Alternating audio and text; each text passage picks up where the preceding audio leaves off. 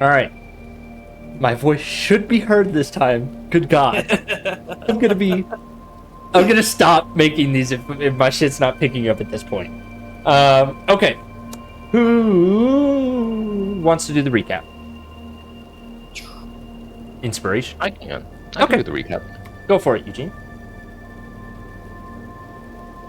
The the boarding party of or landing party of the Dragonhawk Initiative, navigated towards the Tusk Beast territories and encountered one being attacked by this creature golem of ice.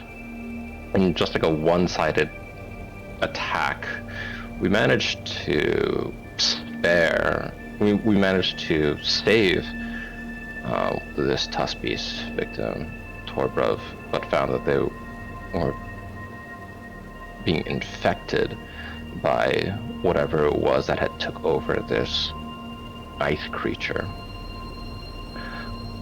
It was a difficult process that used up many resources, but we found that, given this environment, we had very few people to answer some of these questions. Unfortunately, through our efforts, they remained unconscious for some time, and the weather and the extreme weather conditions weren't abating, so we were looking for, further signs of civilization, some form of shelter, and came across this this cavern, I think, large enough to house a an entire an entire building, but it was locked. We looked inside and saw signs of evidence or signs of violence that had taken place. A number of tusk beasts that had been slain, and only one survivor from it. We broke inside, which was a bit of a messy process, and brought our unconscious tusk beast friend with us, but was confronting a tusk beast who was clearly battling with the guilt of being a survivor as they cradled what we realized was a quickly transforming body of an infected tusk beast. Hostilities came about. We managed to end the threat and find some form of common ground with the survivor, but they seemed insistent that it was their time, or that their time had come to an end. We, after some debate, we gave them a vial of our treatment, knowing that they were also on the path to transforming themselves. But currently, we let them depart, hoping that they could end their suffering with some dignity, while we remained in this building, which sees evidence of an internal struggle against the afflicted, kind of a nightmarish outcome that we would imagine of the Hadozi, but adapted to these colder, extreme environments.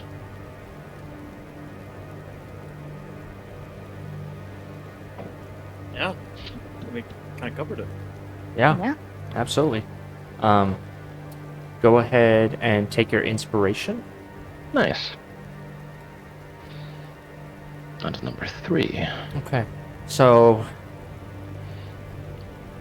if my memory serves me correct, you, at the end of the session, I believe, indicated to me that you were considering heading to your ship, which was maybe about a 30 minutes journey outside of this village, but I may be wrong. So, what would That's you what all... I have written down. Okay. Yeah. I think we had two goals. The immediate one is to reconvene with the ship, let them know what's going on, see how they're doing, and then the greater goal is to go to the Karnathi ship and confront them. Okay. Right. Are you guys...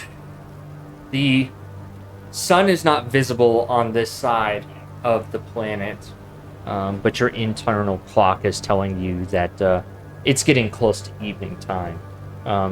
Is there anything you'd like to do before you depart from the tavern or on your journey to your ship, assuming that you are dragging your Luxodon passenger on your quickly thrown together sled with you? I was wondering about that. Are we sending everybody, or are some people going to stay here and look over Tobruk? Are we taking them with us? You know, like, what are we doing here? I mean, I think We still have we still got to scope out the rest of the town too, don't we? right. I really thought about like maybe just leaving Torbrev here because he's stable at least, and this is at least a stable for now environment. Maybe we take a look around the place. I don't think we should leave him here. I would hate to wake up and I'm surrounded by all of my dead. Yeah. Yeah, Alaric will. Oh yeah, you're right. Yeah. Alaric would definitely be like, this is stable environment is a bit of an understatement of the decor.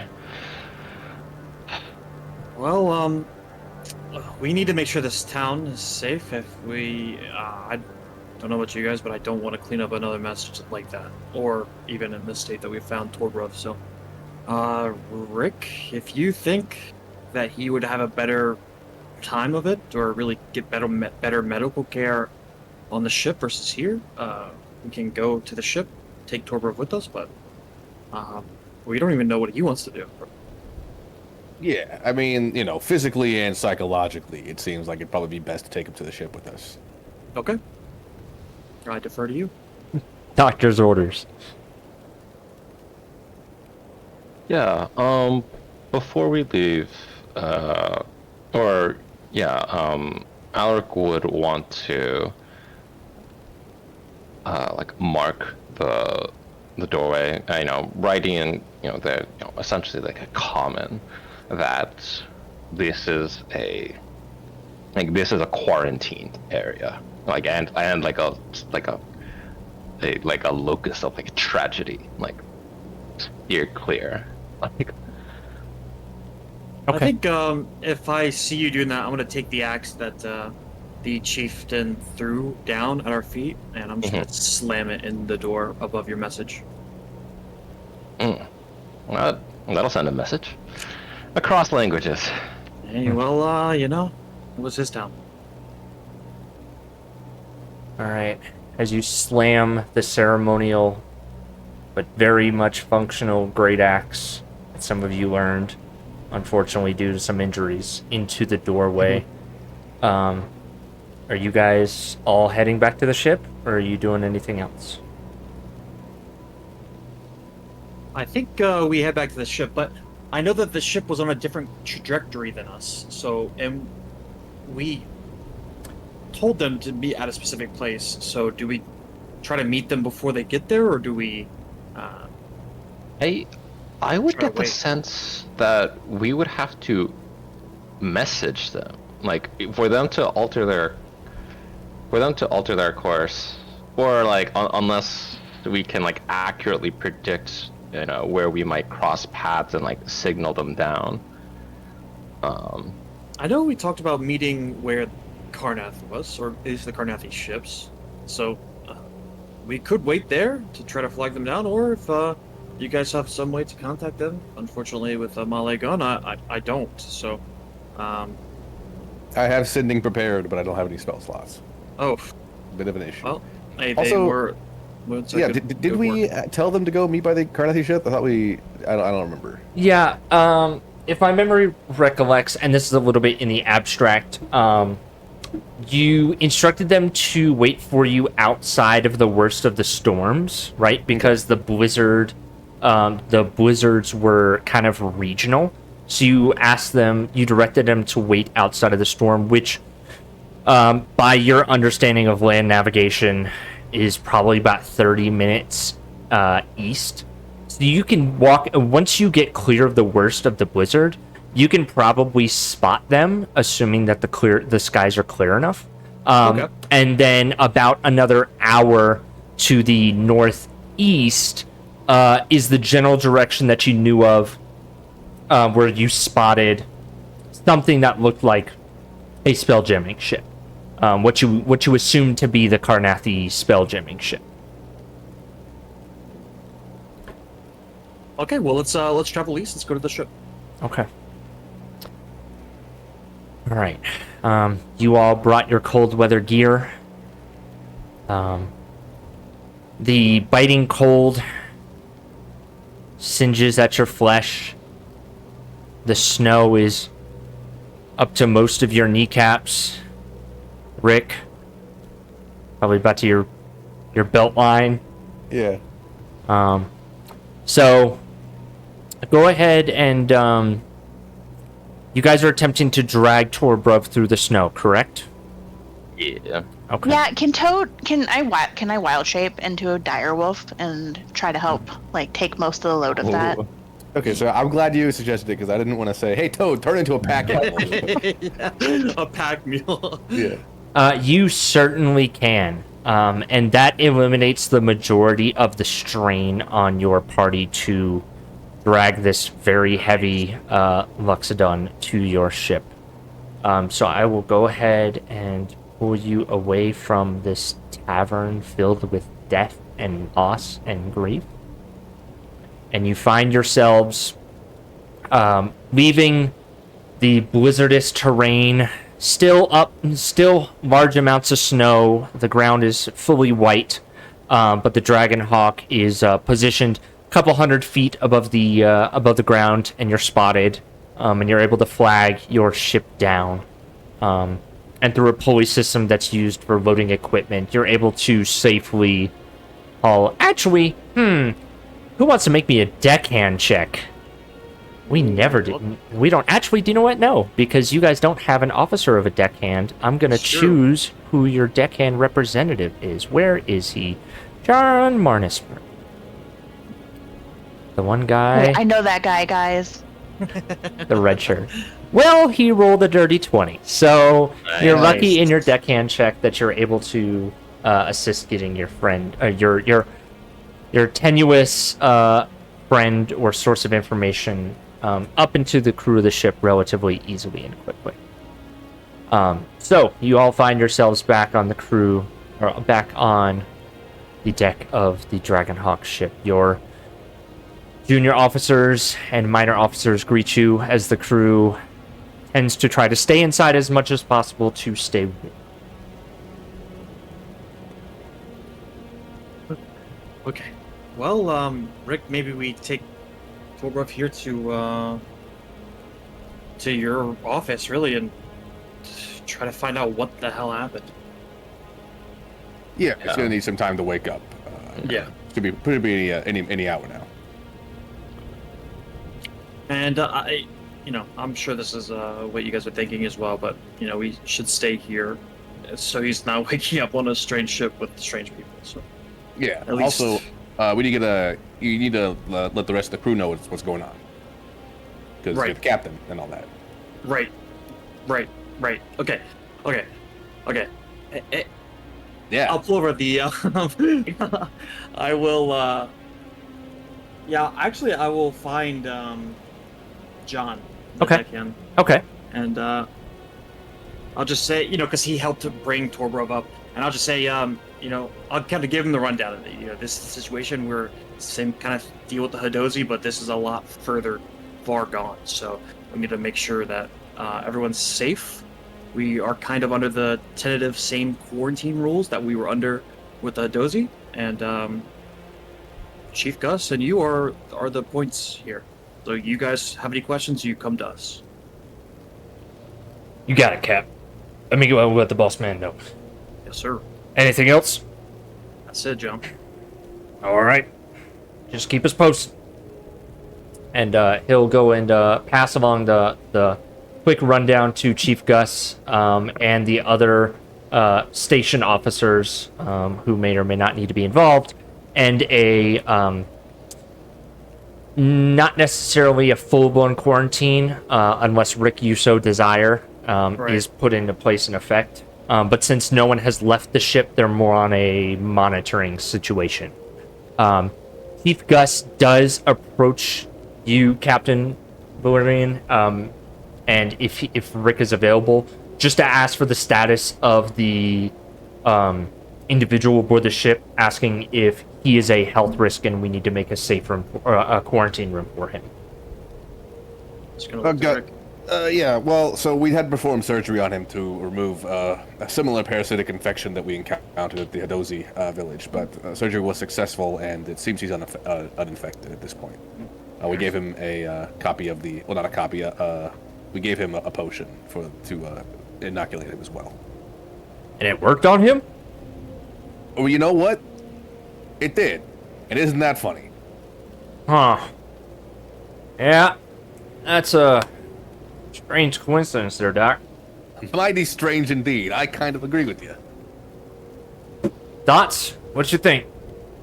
Well, it's a bit of a coincidence, isn't it, that Karnath landed on this planet before we did, and now the two intelligent populations on this planet that we know of have been coming to fire from parasitic infections. Though differing in how they manifest, are still able to be dealt with in similar manners. So I'd say that there's maybe some lines to be drawn there. What do we think Karnath's I'm game not like is? Same thing it's always been, I think. Expand. Question. More deeper, I don't know. First of all, we don't know for sure if Karnath That's has true. anything to do with this. Maybe it's just an ecological thing. I mean, you know, new diseases pop up on Eberron from time to time. It's not like that's unheard of. But, I mean, unless this planet's biology is significantly different from ours, it is sort of unheard of to have two completely different climates develop very similar diseases of this kind of nature. Right? Isn't it true that whenever a virus is manifested, it has to have very specific climate conditions to survive, right? So for it to be surviving in two polar opposite conditions is makes me think that it's definitely either magically or some other way modified, alchemically maybe, but definitely, in my mind, human interference with it. Absolutely. Well, human, elf, dwarf, you know, it could be Mankind. You know. Yeah, I would. just say humanoid. Eberron. Yeah, I was 92. I was on the Karnathi front. I don't know where y'all was, but Karnath was Right there fucking with around with cloud kills, living spells, nasty type shit. Skeletons. I wouldn't put it past. Yeah, you know, you never can trust these fucking necromantic fucks. I think we should operate. Rick, fortunately, level-headed as he is right. We should not assume the worst, but we should operate as the worst is happening. Does that make sense? We should operate as if they did that, as if they are the orchestrators of these viruses, but we shouldn't act in that manner. I think it behoove us to maybe not let the Karnathis know that we suspect them, right? Of course. As far as they know, My we're here pleasure. on a diplomatic purpose, right? And we have no reason to go aggro on them or anything like that. We might be able to get information from them just by being negotiable. Right. I think, actually, to your points, and maybe Toad and Alric would have a better perspective on this too, but I think we should actually warn them, right? What would a normal, person from Eberron coming here, what would they do when they see fellow people from Eberron and also community threatened, really species-threatening viruses on each side of the planet? I think we should let them know. Just have at least some conversation with them, but also to show our goodwill and show that we're not suspicious of them. You know, that's agree. all flowers and roses, Captain. I personally think it's... Well, you know, we're here on a diplomatic mission. We're here to win hearts and minds and all that good shit. But you and I both know that Carnathy's running a military operation. Why in the hell would they be trying to win hearts and minds? Maybe, just saying, they're working on terraforming in their own biological way. And if that is the case, y'all may think otherwise. If that is the case, I strongly urge us to report that information back to Ondair. I think that is valuable information for our allies to know, so that we can work on a cure, like our excellent Doc, he gestures to Rick, here's, and our excellent xenoarchaeologist, if Toad is around, have cooked up. We need to get. I think you're actually. That is such a good point. I don't know why I didn't think of it like that. I think you're right though. We need to get the officers in here. We need to get Alric and Toad if nothing else. Give me a second. I'll go grab Toad and Alric and bring them in. It's like Gus. Tell them what you told us. Gus tells you what he just told you. Yeah, good. I was going to say, we don't need to hear that again. I was about to, but I'm like, yeah, I'm good. All right, Alric, Toad, what do you think? Sorry, just to be like, prior to this, I think Alec will have wanted to make something warm to drink, like steeping some tea with Belle. B, he wanted to get ahead of the conditions on the ground. Like, if they're to travel further, will their extreme weather gear and the ship be able to handle what's to come? Like, is there any inclement weather indication that it'll get worse and more challenging? Based on what y'all can observe about the weather patterns, there is, from as you were approaching into the planet, you did see several blizzards that almost look like in our Earth's equivalent, like hurricanes on this side of the planet. However, as you were standing outside of one of these, rotating blizzard areas, it is cold, but we're not to the point where, as long as you have cold weather gear, you can indefinitely operate in that environment. Now, if you're staying long-term in the blizzard zones, those might be more challenging for either on the ground for your away crew, or, like I said, navigating in those blizzards with the Dragonhawk poses a danger to damage to the ship, just because of the strong winds and the environment itself. Gotcha. Yeah. Yeah. That's the kind of mission he or information he would have been seeking prior to the meeting. Gotcha. What would Toad have been up to? Yeah. I think Toad would have just found a quiet space to be alone in, trusting that Rick and Valerian had things with Tobrov under control. Okay. Gotcha. Yeah, coming into the meeting and then being briefed with a cup of tea, and gestures everyone to avail themselves of Belle's hospitality. There's this moment where it's just I don't know what the timeline is, but it seems like we arrived to... When we arrived at the Hadazi settlement, we were in time to save a great many of them. It seems like we've arrived too late to intervene in many cases. Just to speak of morale. Where we went, we need to speak with Tobrov at length about, a timeline, whether or not we actually found a capital or a population center. And do we have an indication of where we'll find the Carnathi crew and ship?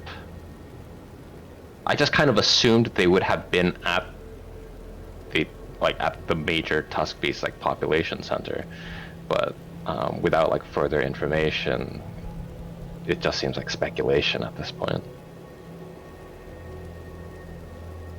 Yeah, I guess did anybody on the crew get a look at the Carnathi ship while they're heading over? The only thing that was noted was that it was observably much larger than your ship. And the general location of it. I mean, you could see it from the atmosphere. So you know the location of that. Chief Gus will also, since you caught him up on kind of the events, since he's been kind of brought to the loop, would suggest that maybe your new friend that's lying down in there might have some information once he wakes up. It's always good to be prepared. So we're gonna need we're gonna have to question Tobrov for sure. Right. And get a basic lay of the land, but I mean, yeah, it does sound like obviously the infections in both these populations happened around the same time, and that because we just so happened to land on the Hadozi side, we kind of never even got a chance to meet with the Tusk Beasts. Especially since that's the case, I imagine that it would be, we'd be entering far more hostile territory by exploring their population centers. As I said before, we should operate, but not act like Carnath has put out this virus. But we should also operate that we're on a search and rescue mission down below us with the Tusk Beast village if we can find anybody. Really. But we should operate that any corner we could get. Let's speak with Tobrov, and then we'll come up with a plan for meeting with the Carnathis afterwards. Sounds great. Didn't we install a detect magic radar on our ship? You did. I believe you started it. I don't know if you finished it. Yes, you did. Didn't you? Yeah. Yeah. It was like a viewport through the jaws of the Great Worm. Yes. Like Oh, Yes, that's because right. you have the The purple worm. the giant purple worm maw on the front of your ship. Yes. And it goes out relatively far. Let me see if I can find it in D&D info. Yes. Okay. I have found it.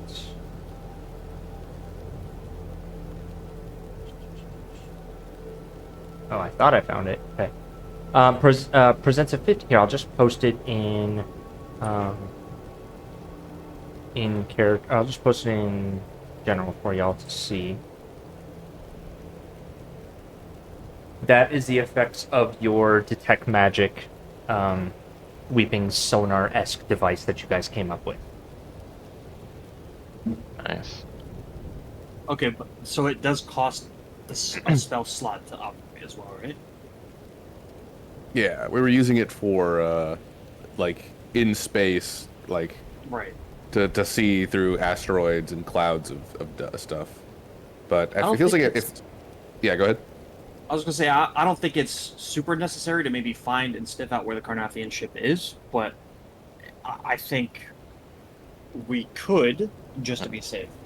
If we're doing search and rescue, it might be very helpful if we can pilot over the village, given that some of them have access to what seemed like magically imbued weapons or defenses or relics. It might be helpful to finding survivors, perhaps. Okay, Sounds like well, a- we got a plan. Let's Yeah. wait for Torbrov, and then we go back down. Speaking of that, though, I'm pooped. I got nothing as far as any kind of magical things going. Oh no. I don't know about you, Toad. I'm fine, but I certainly don't have the capacity to heal others that you do. Yeah, I'd say you guys have a couple more hours, but anything past that, you are pushing into staying up a night because it's getting late. Actually, now that you mention it, Rick, it is pretty late, and maybe I am feeling tired. Yeah, I think we all could use a bit of rest. While we wait for Tobrov, I'll have some of the crew keep an eye on him, and they'll wake us. We can obviously sleep in shifts as well. So, how does that sound? That sounds perfect. I'll stay with Tobrov for the first half of the night. I appreciate that. I'll relieve you, Toad, whenever up midway. If you need another hand, you guys have got members of the security team that can step up to serve as door watchers as well. I think I would ask us to keep at least one person posted outside the door at all times. Okay. And then whenever we're taking watch, do whatever you want, but that we're at least in the room or keeping eye or listening on Torbrov. Gotcha. You'll have Ethne the first 4 hours, and you'll have Lila for the second 4 hours. Perfect. Okay. So, Toad, you indicated you're taking first shift or second shift? Remind me. Take the first shift. Okay. Gotcha. Okay. And the rest of you all are heading to bed? Taking that long rest? Right. Two. Okay, you may go ahead and do so. Toad, while the night shift quietly makes her way around, keeping everything in check, cleaning up from the messes, the stereotypical gathering in the entertainment area that was a little bit more quiet this time around. Not as much imbibement and discussions on Ontarian culture. Things are pretty quiet on the ship. What are you doing those first 4 hours as you're in the room with Tobrov, correct? Yes. Mm-hmm. Okay, gotcha. I think Toad will like pull out some unprocessed herbs, like things that maybe have dried but not been, packaged neatly and ready for alchemical experiments, and we'll just kind of spend some time like going through that methodical practice, and then also like checking on Tobrov every couple of hours, making sure his breathing still seems fine and he doesn't seem to be in any kind of like distress. Okay. Go ahead and make me a medicine check. And are you utilizing this 4 hours or some of this 4 hours as a time for herbalism crafting that we can do later? Yeah, I think so. I think I'd like to do that. Okay. Nice. Sounds good. Yeah, you've always got some time to do that. Okay. Oh. What is that? Dice tell a story. Oh. Okay. A little distracted by the herbalism. Roll me a D100, please.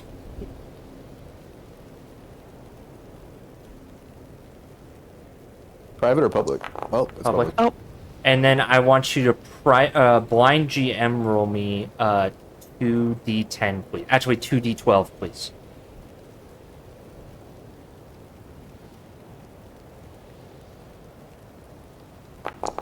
These are all good things, right? Okay. Right? Torbrov's breathing is labored. He seems to have some residual areas of his body that may not have fully repaired as the ways intended. You are noticing some of his life force seeming to be sapping away from him. What do you do? I think Toad will use a. So this is before I rested, but I only had used 2 spell slots. Yep. So I think Toad will pump a 3rd level healing word into Tobrov. Okay. Go ahead and roll me that healing word. Okay, 12. Oh, sorry, I didn't mean to blind roll that. Oh, it's fine. It's 12. And then if that doesn't, I would follow back up, Toad would follow back up, and if that doesn't seem to have improved things, Toad will cast their last 3rd level spell slot with another healing That word. seemed to have improved things somewhat, but it's definitely in worse shape than he was when he first came into this room. Okay, I'll pump another one. Okay, gotcha. So remember what your spell slots are for whenever you're crafting. If you're using spell slots to do herbalism checks, just remember what spell slots you have remaining now. Okay. With both of those casts, though, he seems to have stabilized to the point where he is slowly but surely recovering, and his breathing seems less labored. But he's definitely still unconscious. He's definitely still recovering. Okay. But, yep. Okay.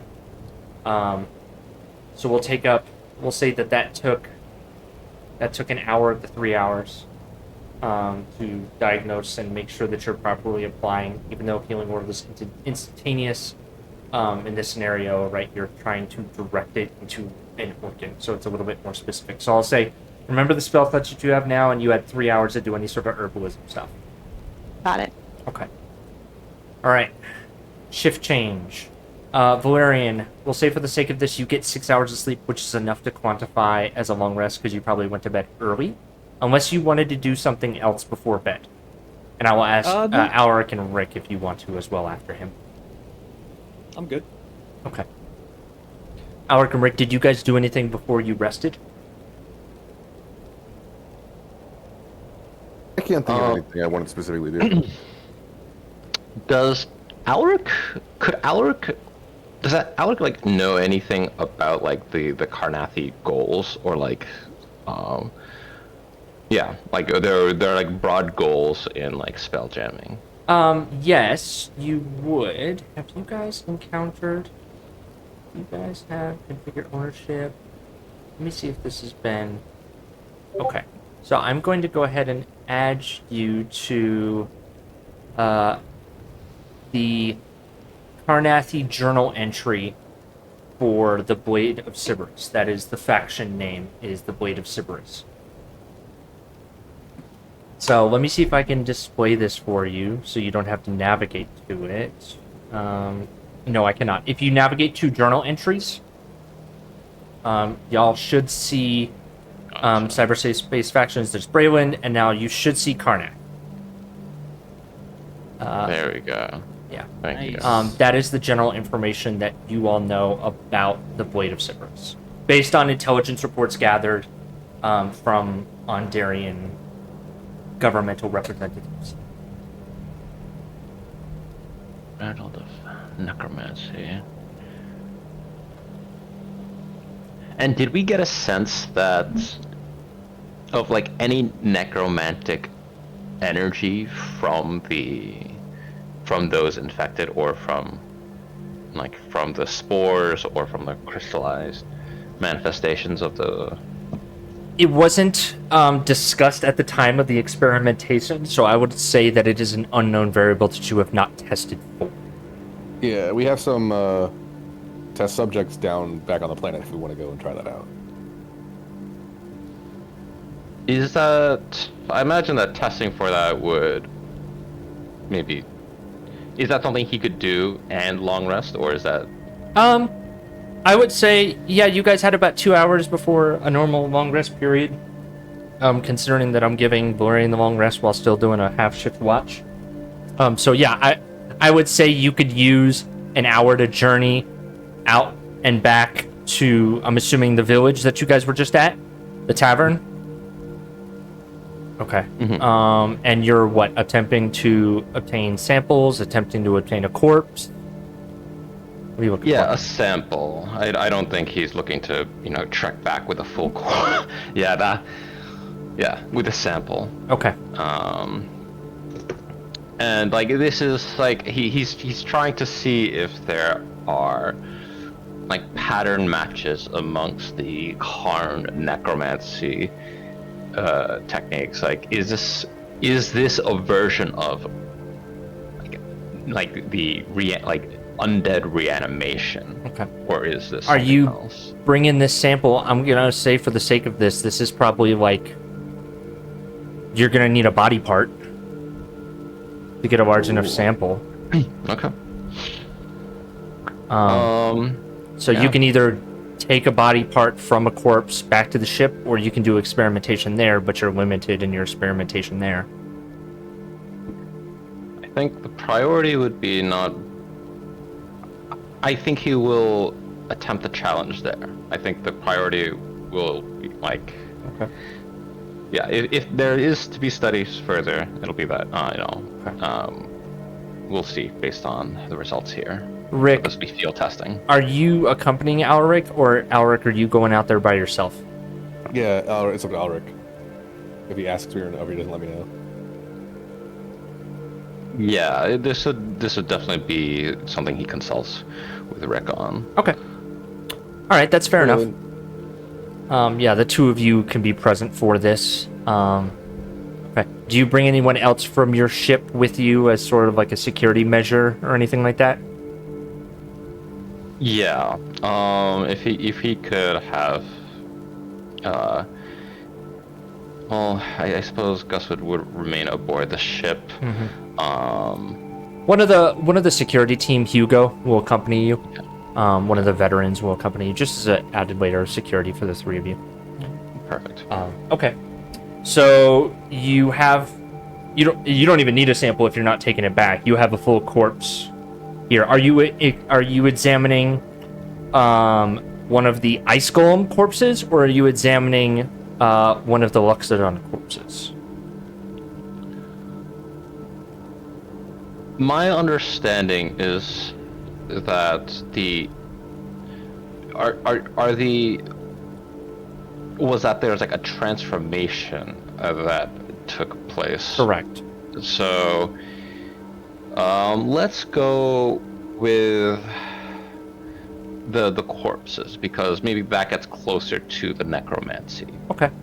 Or a perspective necromancy, I should say. Specifically, we need the corpse of someone who has succumbed to the infection. Okay. Yes. Because there were some Loxodons that, Gotcha. had just died of, With Rick present, Rick, no roll required. You're able to identify one of the bodies inside the tavern that was sick, but that did not transform into these ice golems yet. So you have a suitable subject to conduct your testing on. So Alric, you're specifically looking for influences of necromancy. Am I understanding that correctly? Yes. Okay. All right. I'm going to say, let me pull up my DM list here. I feel like this is Arcana, but I need to look at the skills real quick. Give me 1 second. I just realized that on my DM sheet, I no longer have the tab that has the different types of skills, as I just look at y'all's character sheets now. Let me see. Diagnose an illness. Okay. Arcana. Eldritch symbols. Got spells. Okay. Yeah, I would say that this would fall into the category of an Arcana check.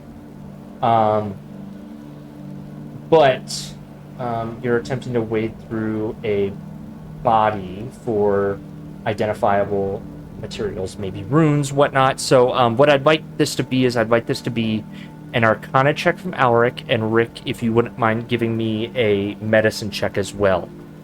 And we'll see how this goes. Absolutely. Public? Yes, both of them can be public. Gotcha. Mid. Well, less mid. What's that total? 40. 40. Okay. All right. So Rick, you're able to dissect and perform a relatively proficient autopsy of this Luxodon. The anatomy is different and unique to you. However, you've already been inside one of these creatures before, unfortunately. Rather gruesome that it was. Your battlefield medic expertise serves you in a, in a not perfect environment for conducting medical experiments on individuals. That is a skill that you learned from your time on the battlefield. So you are able to open up enough of the body for Alaric to use his arcane understandings and his equipment that he has on hand to really get into the nitty-gritty of what this is, right? So your initial this is like him like setting up the ritual for like detect magic. Okay. And like trying specifically to sense for like evidence of necromancy. Got it. Okay. Understood. I like that. Yeah. Yeah, because you're an artificer. And that's detect magic. Take inspiration. That's so fucking cool. Thank you. Okay. Your detect magic that you're using as a scalpel versus a sonar for this specific incident. You are getting magical pings back from the particular infected areas, the parasite, if you will, right? This infection, to your knowledge, both of y'all's knowledge, is parasitic in nature. There are magical elements of this. There is not a defined school of magic attached to this, and with your certainty, you feel highly confident that there is no influence of necromantic. I'm going to use that word. Necromantic energy. Necromantic. That's the word. Necromantic energy linked to this parasite whatsoever. Okay. Yeah. He'll, after performing this ritual, reading these, interpreting these results, he'll look to Rick, and it's a moment of not quite relief, but like a ticking of a box. It's like, no, the preliminary report is that there's no trace of necromantic manipulation, but I did get a sense that there was magic. Correct. But absent a school, or Yes. one that I could understand at the moment. Correct. Okay. I couldn't identify what it was. Perhaps either there's a little trace of it at this point, or it doesn't belong to an identifiable school that I'm aware of. Well, that doesn't open many doors for us, I guess it just closes one, right? Actually, Like there's we'll take. Oh. Oh, yeah, post me the detect magic spell. I want to make sure I'm not shortchanging you here. I mean, I figure that there are challenges if it does or doesn't have the Yeah, details. yes. Sometimes I give you what the nature of the spell gives you, but sometimes I require checks because it's more than just simplistic. I guess is the best way to put it. The way I like to look at spells is if it's fairly straightforward and basic, the spell is going to work as intended, but some things are enough to identify the spells. Sense magic in this. No, I don't think that's a full. Yeah, text, I will. It's enough. I will give you this. I will say it is minute. You got a 25, so I'll give this to you. Okay. It is minute. However, the school of magic it's closest related to is the school of transmutation. Oh, okay, gotcha.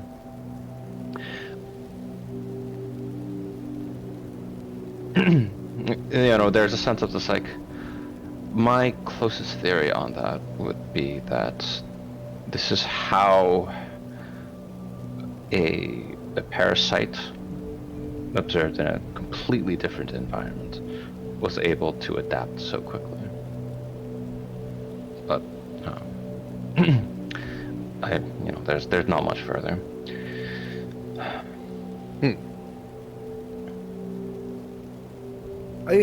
Alaric, I have a question here. What would help us get further on this?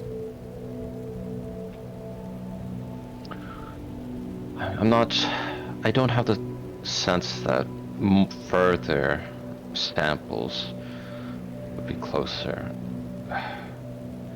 I mean, I guess, have we even isolated a pure example of this parasite?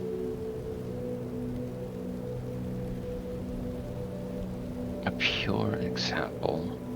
Whenever we apply the vaccines to the people in the Hadozi village and we had to perform surgeries, we had those parasites destroyed, right?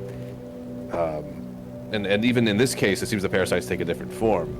I'm wondering what these, if we are assuming that these parasites are the same thing, just in different climates and adapted differently, what does this look like before it's adapted? You know what I mean? If we can get closer to that, its original state, perhaps as we saw them as mushrooms on the Hadazese settlements. If we could see what it's like in its original state, that would solve a lot of our mystery. Yeah. It's frustrating, right? I don't know that Toprov would have understanding of this. I'm glad that I have no additional reason to suspect the Karnathi, because perhaps that opens up an opportunity to work with them, cooperate on an investigation. You got a good point. Let's not put all our eggs in one basket here. Well, thank you for,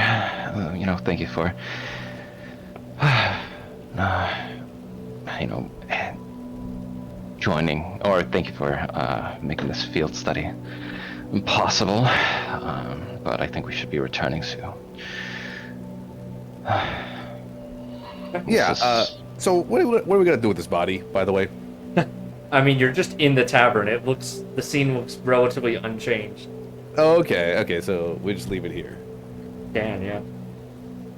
Yeah. I guess we should talk to Tobrov about this later and see what he wants to do with all these people. I don't know what their funerary rites are here, so.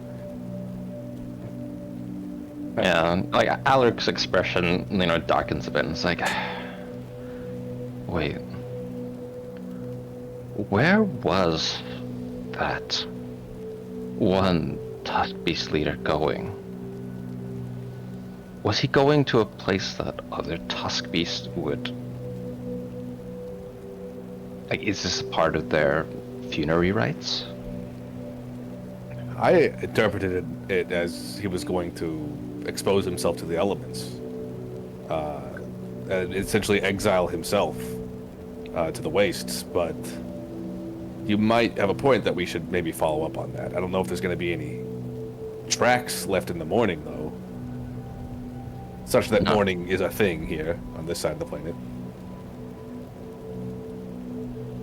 Yeah, and at this point, because you're in the blizzard area, I mean, his tracks have been gone they were gone almost as quickly as when he left.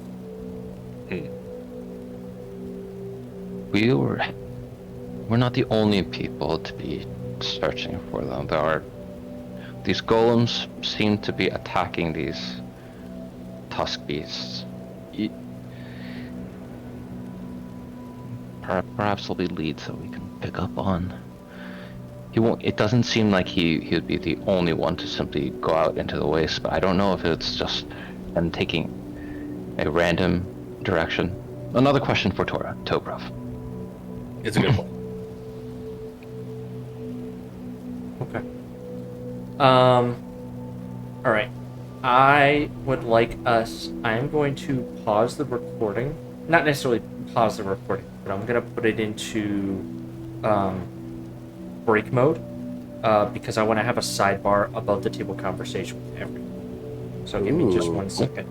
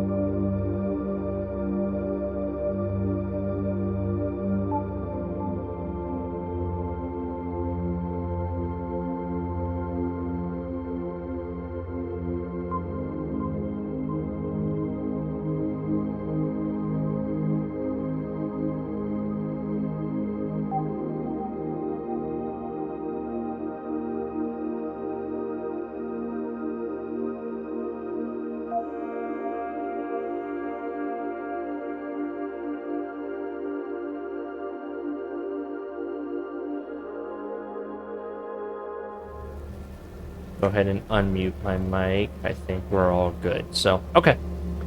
All right. Now that we've taken a break, gotten through that, completely spaced out. Oh, yes. Valerian, Alaric, and Rick return to the ship. Valerian, a little bit of time warp. It would be this time where you take over for Toad to watch Grove. Are you doing anything, or what are you doing for those 4 hours? Staring at a wall? No, I think whenever I go to relieve Toad, I imagine it's pretty early in the morning, and Valerian has. It's actually kind of gross at this point, but Valerian has his little chalice now that he got from Aaron, and he drinks everything out of it, so he has really shit coffee in it right now at like 4 a.m. And you can probably smell it, but he comes in, and I think he would like. I just want to see if I can. I actually don't know how the recording crystals work, or even the crystals how you can like find information. So, just thought if you're okay with it, Toad, I would love to take a look at some of them. Maybe I can try to find some more information about what the hell's going on. Sure. I don't think that, and I'll show you what I do, and that should hopefully work for you.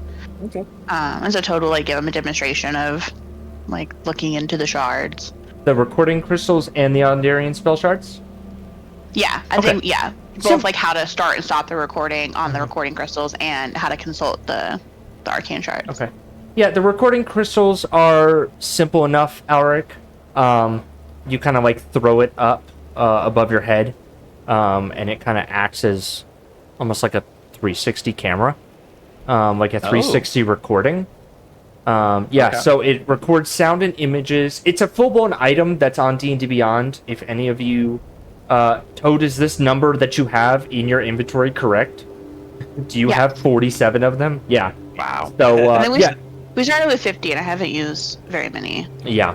I think maybe a couple of them were you probably used some of them to send back your reports to Ondare, so that might be a little bit lower. Like, so every debrief you send back, that's what you're using to send it back.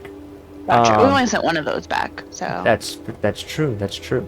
But yeah, so it goes out to a range of 60 feet, but it doesn't see through walls, so it can like record anything in a room.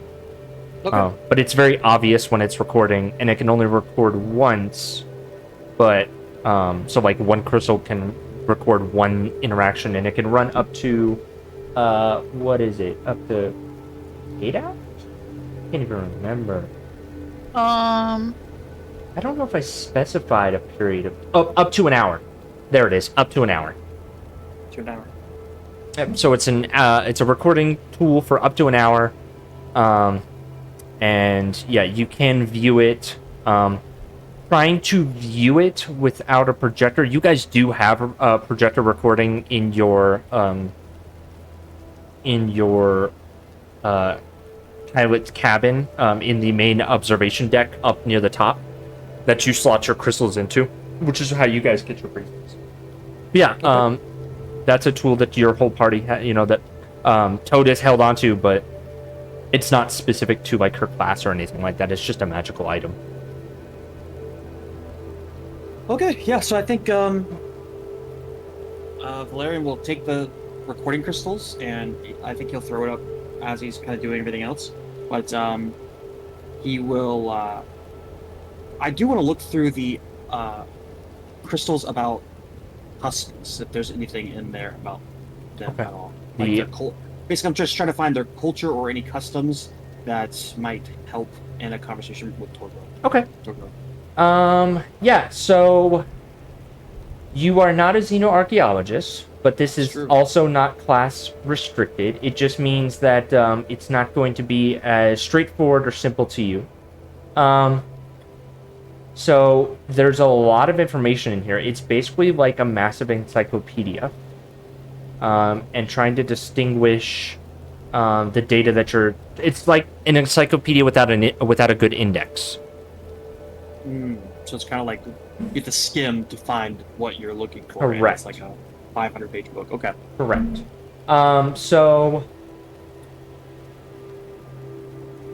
what specifically, it's basically like it allows you to make a skill check based on what you're trying to discover about the flora and fauna of cyberspace.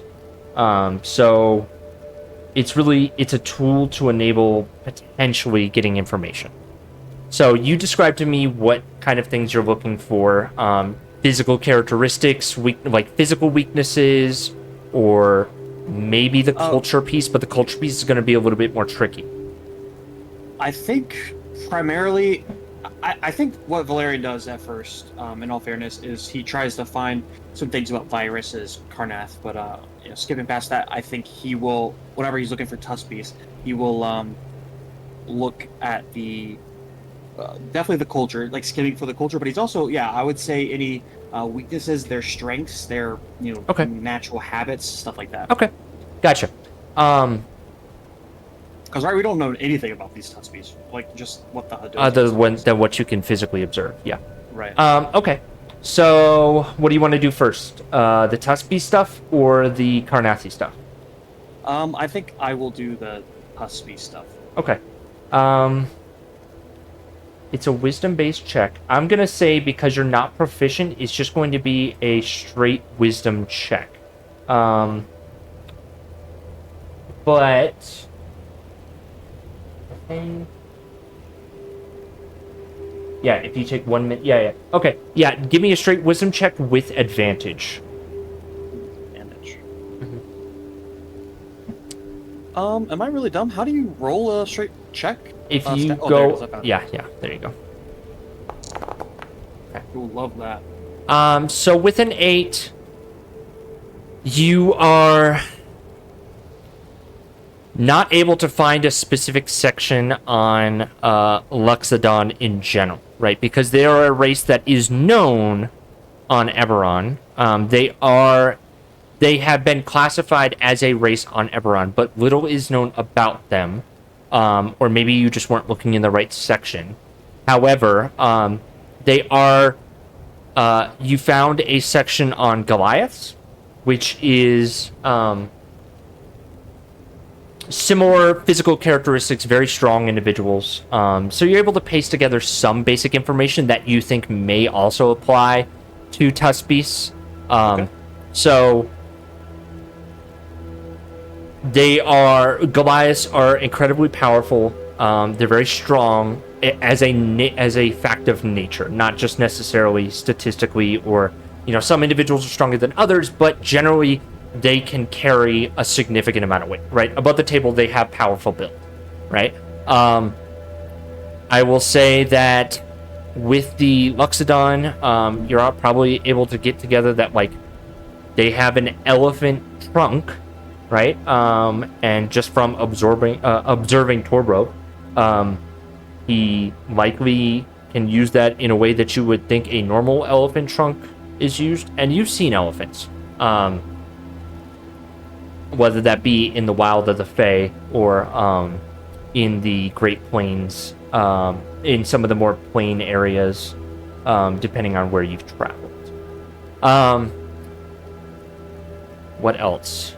I would imagine that, based on comparing Goliath and Luxodon, if they have similar cultures, it's likely strength-based, right? Potentially tribal. The strongest is potentially the leader, right? That is sometimes how it is in the Goliath community. So that's kind of what you get from observing what you can piece together from the time that you're going through the spell shards for the Tuskbeasts. Okay. And then the other piece was for Karnath. Yes, as related to parasites. Right, exactly. Like, what was their favored version, a way of basically controlling people, but also their correlation to parasites specifically? Gotcha. So you're looking for parasites that may or may not be attached to wartime connections to Karnath. Okay. Right. I will allow this to be a history check, because you're looking for parasitic infections, but you're specifically looking for Karnath. So history check with advantage. Okay. little bit better. So, based on your personal experiences on the battlefield, because you spent time in the last war on the field with Rick, and what you can glean together, there is a section on Carnathy, or there's a section on parasites that speaks to battlefield applications, right? And there have been a lot of the discussion is about parasitic infections of the aberrant kind. Specifically, I have to look at my notes. Specifically, where is that? Let me get my Eberron map out real quick. You guys are making me get into the good stuff here. Oh. Hold on a second. Yeah.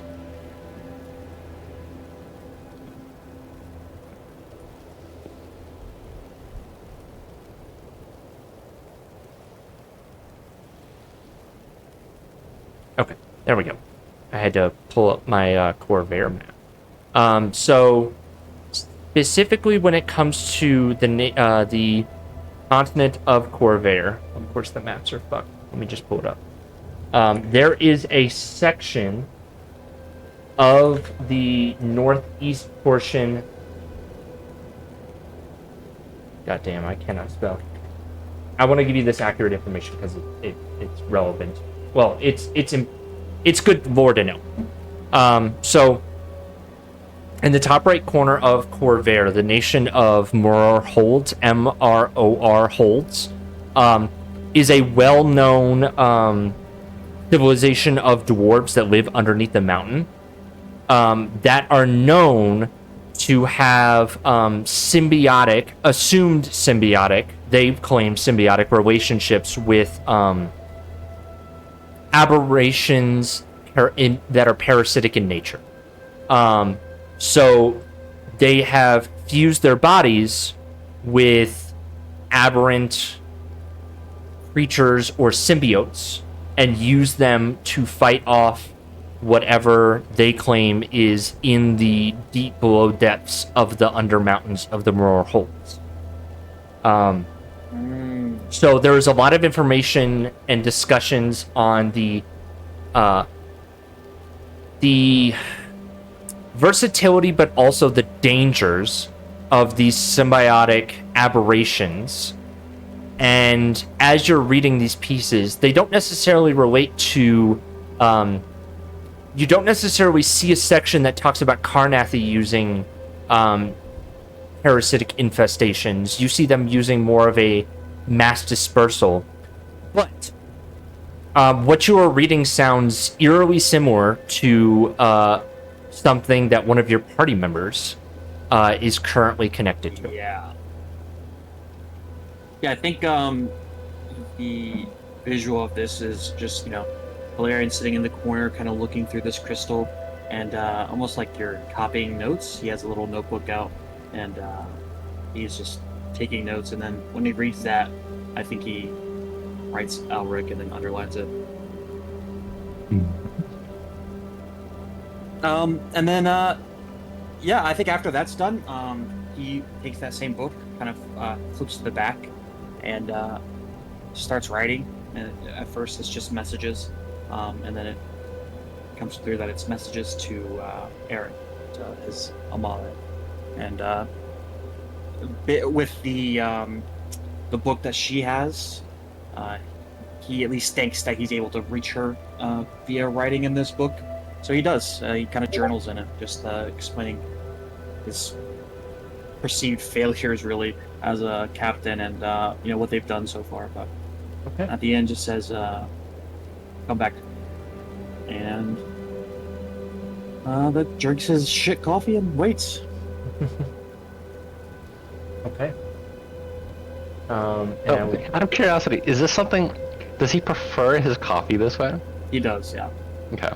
Yeah, he thinks he actually makes the best coffee. What he's actually doing is he's putting way too much coffee grounds and way too hot of water. Burning that shit. Gotcha. So I'm just posting a quick image of what immediately stuck out to you, which is an image that is eerily similar to your companion. And with a 15, you also catch an excerpt, but you're kind of, the day's kind of getting started, that there is more information and more research on the topic of the origin of these symbiotic creatures and where these things came from. Clearly, it's something linked to the Morar Holds, but many a rumor and speculation has been put out about what this kind of situation is, because these dwarves do not associate with larger society. The ones that have become symbiotic in nature with these aberrations do not leave the lower holds of the mountain. Have there been any documented contacts with these people? Or yes, they are a society. Okay, so they're just they're regular, people, but they are a civilization. They are not necessarily hostile to other people visiting the Morar Holds. However, they are very focused on a mission or some sort of greater calling that they feel they need to bond with the symbiotes to fight something or someone deep below the mountain. Okay. Yep. And last thing, sorry guys. Last thing, can I find any documented cases of them removing the symbiote? You'd have to spend more time on that. Okay. And we are at the end of your 4 hours, I would say. Yeah, I think Valerian will, start his things for the day, and I think he will put the crystals back where Toad usually is, by the captain's wheel seat, and but he'll keep that specific crystal if they're kind of broken up like that. He'll keep that crystal. Gotcha. Yeah, they are a pair of spell shards that you can keep the recording crystal, but the spell shards are a combined pair. Oh, okay. Yeah, you'll have to talk to Toad about that. Okay. But more pressing matters, you're sensing Torborov is beginning to wake as the crew gets started in the morning times. Yeah, I will, the guard post outside the door, I'll just kind of groggily tell him to go gather the rest of the officers, and as soon as they can. Meet them down here. Okay. All right. Let's go around as Effney travels to your different rooms. Effney knocks on Toad's door. What does Effney encounter as Toad? You are given a... Actually, are you in a room or are you up in the observation deck? Where are you? I think Toad went to the observation deck to do their little power down meditate up there. Okay. So as Effney comes up and finds you, he finds you meditating. Says, is now a bad time? No. Of course not. Oh. Is everything okay? Your new friend is up. Ah. Okay. Do you need help waking the others, or should I head down there? I got it. And as he's walking away, he's, good morning. And he kind of walks off. Yeah, I think Toad just goes straight to Gotcha. the room Toad's in. Okay. Effney knocks on Rick's door. Oh, hey, what's going on? Your patient's up. Oh, jeez, okay. Yeah, I'll be right there. Cool. Knocks on Alric's door. Yes. Dude's up. Okay. Thank you. Cool. Effney walks away. I like how Effney got more short each story he went to. Yeah. That's Effney for you. Man, a few words. Okay. Yeah. All right. It's a little cramped, but I will say that the 4 of you with someone maybe standing close to the door, can finagle your way into the rest and recuperation room that you find your passenger posted up in. And he slowly, his eyes are kind of slowly, groggily waking up, and he sees all y'all.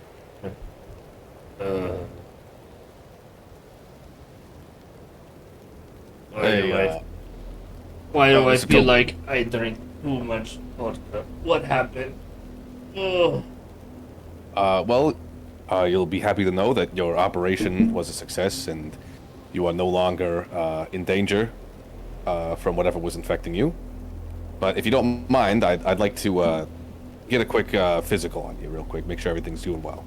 Yes, water, please. Oh, yeah, for sure. And Rick snaps his fingers.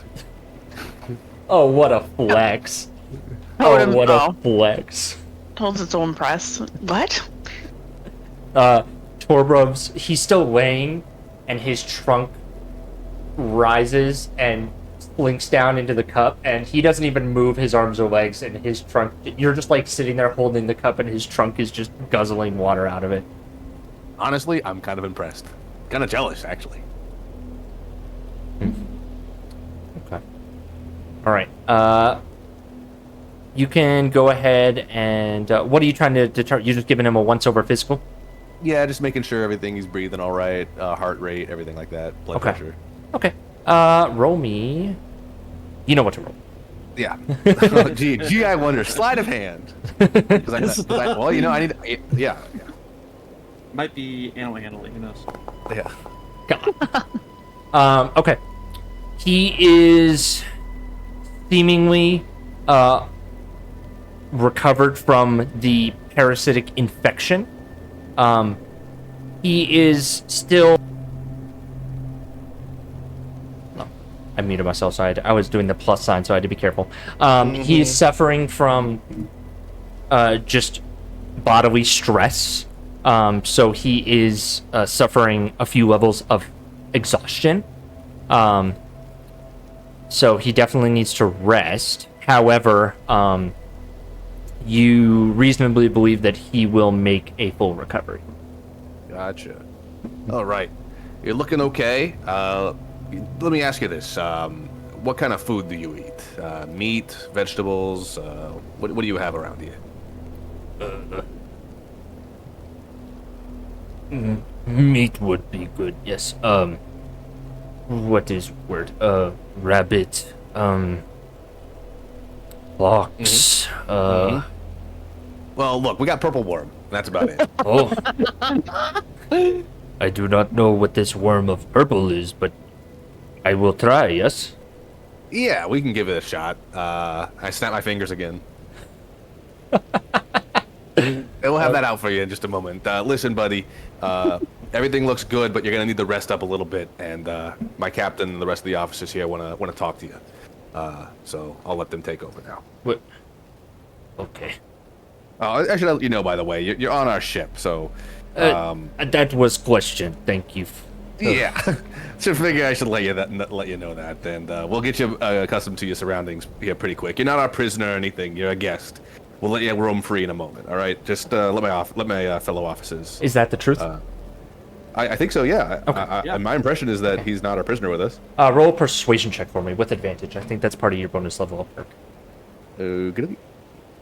I need it. Well, Couple fives. Oh. Brutal. Okay. All right.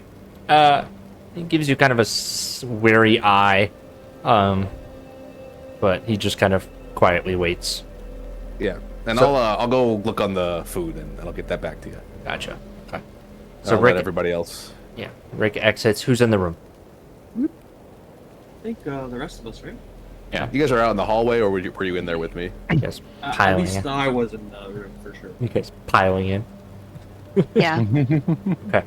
All right. So you walk in to see a tired, but recovering Gorbrov, large elephant man, laying on his back, slowly using his trunk to drink water from the cup on the side table next to the bed. Yeah, I think Valerian will, as soon as Rick exits the room, just kind of down his book, give him a big smile, and say, Torbro, firstly, it was, Toad here, Alric, and even Rick, they did a lot to save you. And I'm glad to see you maybe thirsty a little bit, but moving. But then a baby runs by in the hallway. Come here. Want to say goodnight? Space is dangerous. Why are there babies here? Who's getting an on while we're in this? Little sapling. Gus! Inside voices. You can talk quiet and they'll hear you. You don't have to yell. Say hi. Who do you see? See Allie, Kate, Eugene, and Moses. Hi. Kate, Hi. Hi, buddy! Eugene, Hey. Moses. Okay. Say goodnight to everyone, Bubba's. Good night! Hi, Bubba's. Hey, Mom, you say that little other house. Yours isn't on there. Why they Yeah, we're in our house, Bubba's. Okay. Give me a hug, Smiley. Okay. I love you, sweet boy. Nope. No treadmill. It's time for bed. No, sir. No treadmill. No, but Good night, sweet boy. Take it. Okay, we're back. A little bit of geographical confusion there. Mm-hmm. And then he was like, sorry, man, I gotta hit the treadmill. There's a treadmill right behind me that he loves playing with. Yeah. Okay. Yeah, I think Valerian will just ask him, like, what's the last thing he remembers? Aside from us, hopefully. Right. You're saying besides what he saw with y'all? Yeah, right before he met up with us, what did he see? Okay. What does he Ugh, remember? where to start? What is left of home? First, please. No problem. I'm gonna level with you. I don't think much. Your chieftain, he fought valiantly. He gave his life to at least protect the structures. But it seems that most people have passed. We haven't done a thorough search, though, Dogo, so I don't want you to lose all. But that is our goal today. You have been to tavern? Yes? We have, yes. You have seen everything. There is nothing left. Do not bother looking for others. What happened?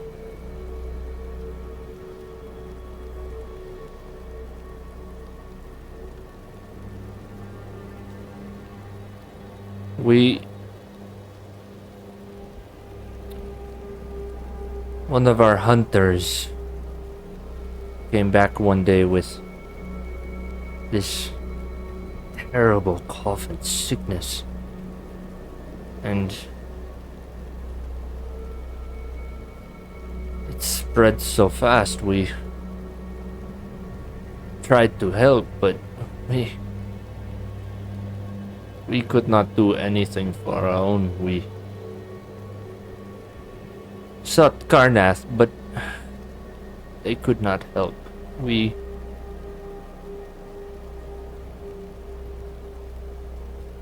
Alarun has made its fate for us, I guess. I was attempting to reach out for help from maybe the Hildozi would help, but I did not expect to make it. My friend, well, you saw. I did. I wish I could be of more help, but No, that's actually probably more helpful than you know. It gives us at least an idea. I did want to ask, Karnath, you said you made contact with the other people in the other ship. What did they? You said they couldn't help you. What did they offer? Did they offer anything? yes, they have been here for some time. Are you allies? Are you comrades? Are you bitter enemies from space? That would be a story, huh? A little bit of it all, isn't it? Rick didn't say that. Rick's down the hall. It was actually Cade that said that, the assistant. No, Tobrov, it's actually funny. We're not. It would be more pretty if we were mortal enemies came to battle on Eberron as our final stay. But truth is, they are from the same planet that we are, just a different nation or different community, really, different town, maybe. But they're still friends nonetheless. They should help you as much as we would, and we wanted to Yes, save your life. So I can tell you are from very different place. And he leans over and knocks on the wood. You build ship with wood. There's this what is word? Metal. Strange. I do not know how always fly. the toughest that survive, Tobrov. It's the smartest a lot of times. They were not smart enough, it seems. Well, they said they couldn't help you, but I really want to kind of understand, because they are our friends, our allies. We want to, collaborate with them in a way. What did they seem like? From what I know from you, strongest survives in your community. Is that right? You guys look like I couldn't take you, that's for sure. But Karnath, did they seem like they were here to explore, or did they seem like they were preparing for something? I would like you to blind roll me a deception or persuasion. I'm There's a going to little bit of guess. lie and a little I bit of would, persuasion yeah, in I there. would say deception because you're seeking in a little bit of lies. So go ahead and DM blind roll me a deception check, please. Blind GMO, right? Yes, blind GM roll.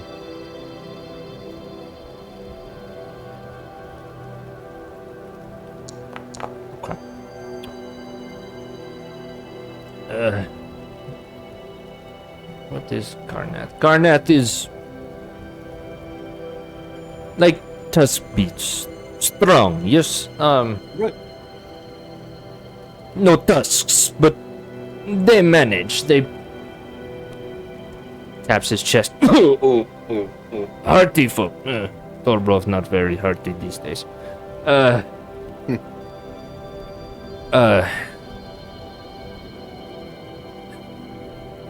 Leaders say they want something in snow and they offer to trade gear, bows, weapons for non-aggression. Yes, non-aggression. The old NAP. Somebody gets the reference.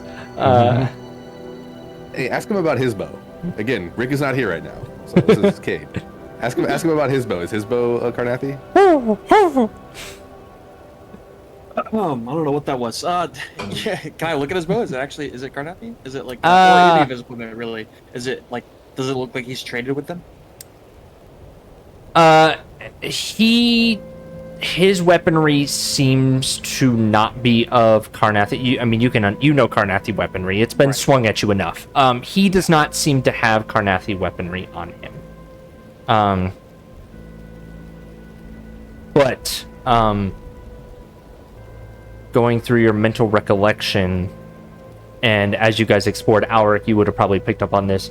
there were some weaponry being used by the tusk beasts in the inn next to the slain bodies that seemed to be more Carnathian in origin.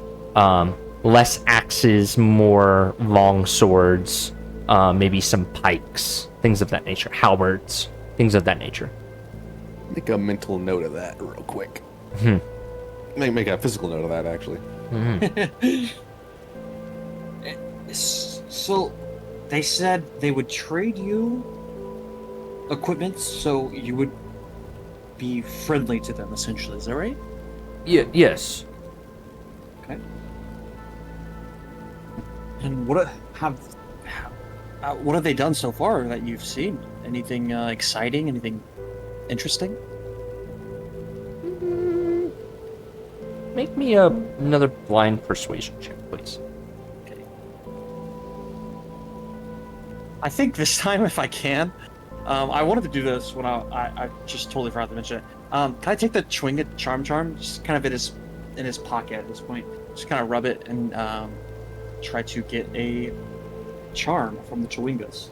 Yeah, do you, I mean, yeah, we can retroactively say that you did this beforehand, too. You need to roll, yes, or do you have a charm Yes. that you need to use? I need to roll a Okay. D100. D100, go ahead and give me that roll. Make sure it's not on a blind GM roll. Okay, let me roll that.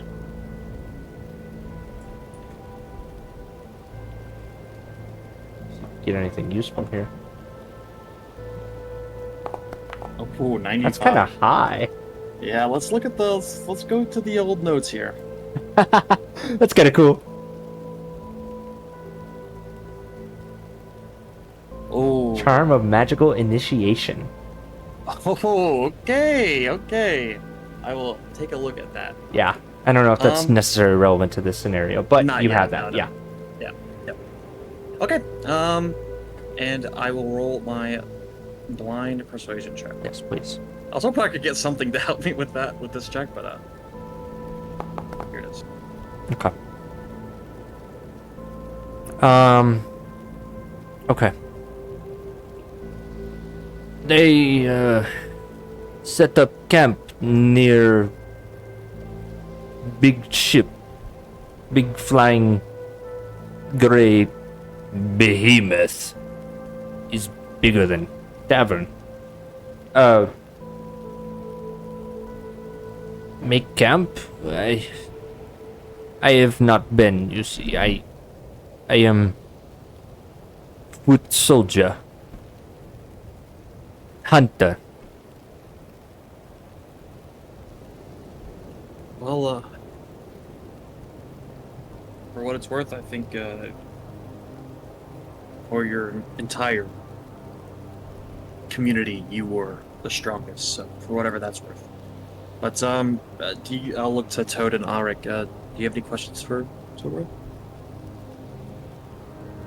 Yeah, I think Toad will, approach Tobrov and say, do you know where your hunter was last sent to? Where they last hunted? Where they may have picked up this infection? I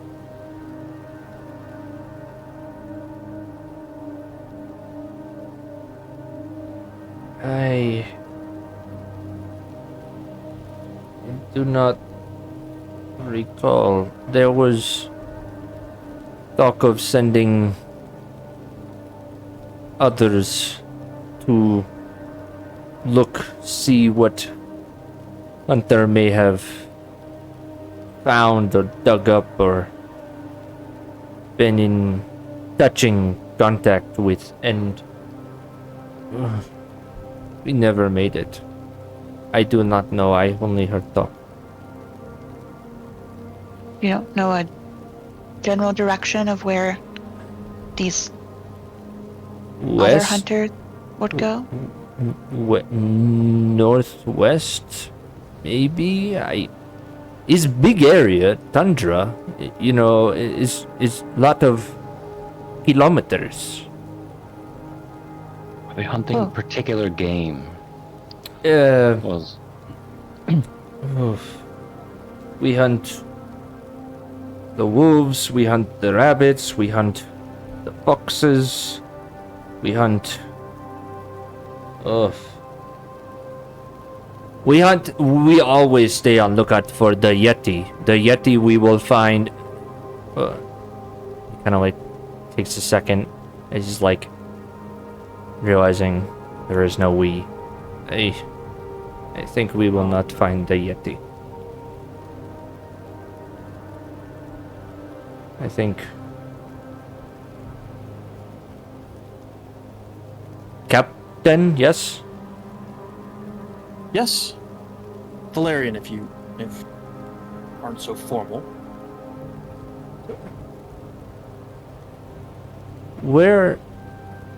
What is rules of prisoner? You keep Torbrov? You Torbrov to Tundra? Where'd Torbrov go? Well, Tobrov, as our prisoner, first you will What? eat. Second, you will drink as much as you want. And third, you're not a prisoner. You're free to go, free to move, do whatever you want. But we're here with you, and we're here to support you. We have a lot of ways that we can help. Not just, drop you back off in your deserted town. We can help you. But ultimately, it's your choice. It's the best part. Give me... Go ahead. No, yeah, there's just like a note of just like, while you are healing, you are under the care of our ship's physician, who you spoke with earlier. But to that note, are there other likely places you may that your kin may have congregated outside of that tavern?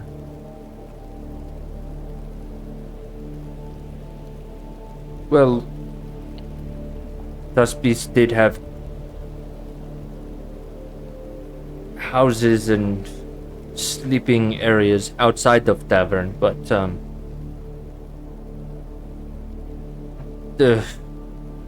they were destroyed as I was leaving. Everyone was in tavern. It was one building that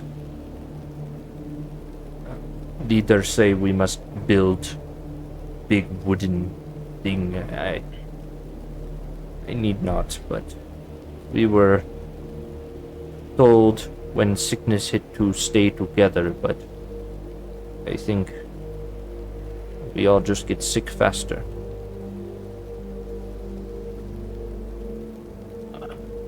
Understood.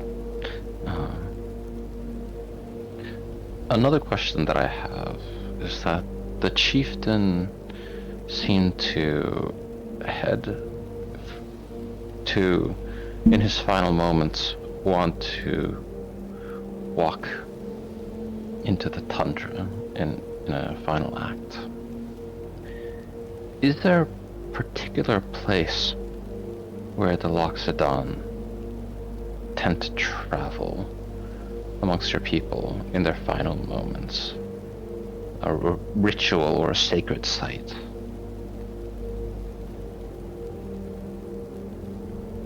Torbrov sits up, the bed creaking from his weight, and he crosses his legs and leans his back against the wall, kind of facing you all three.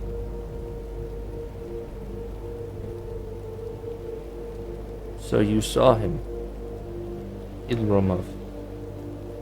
He was... Yes.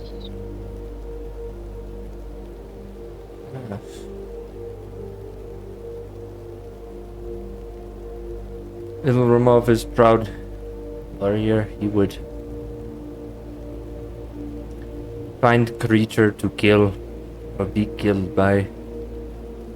Ilromov go find the Yeti.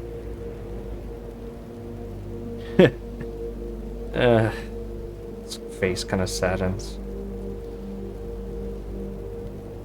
No. Everything special is gone. It would be nowhere. No hunting grounds. Ugh. Understood. Yeah, I am sorry. Yeah. He kind of like puts his head in his hands for a second. Honestly, Yeah. we're sorry. We couldn't help more.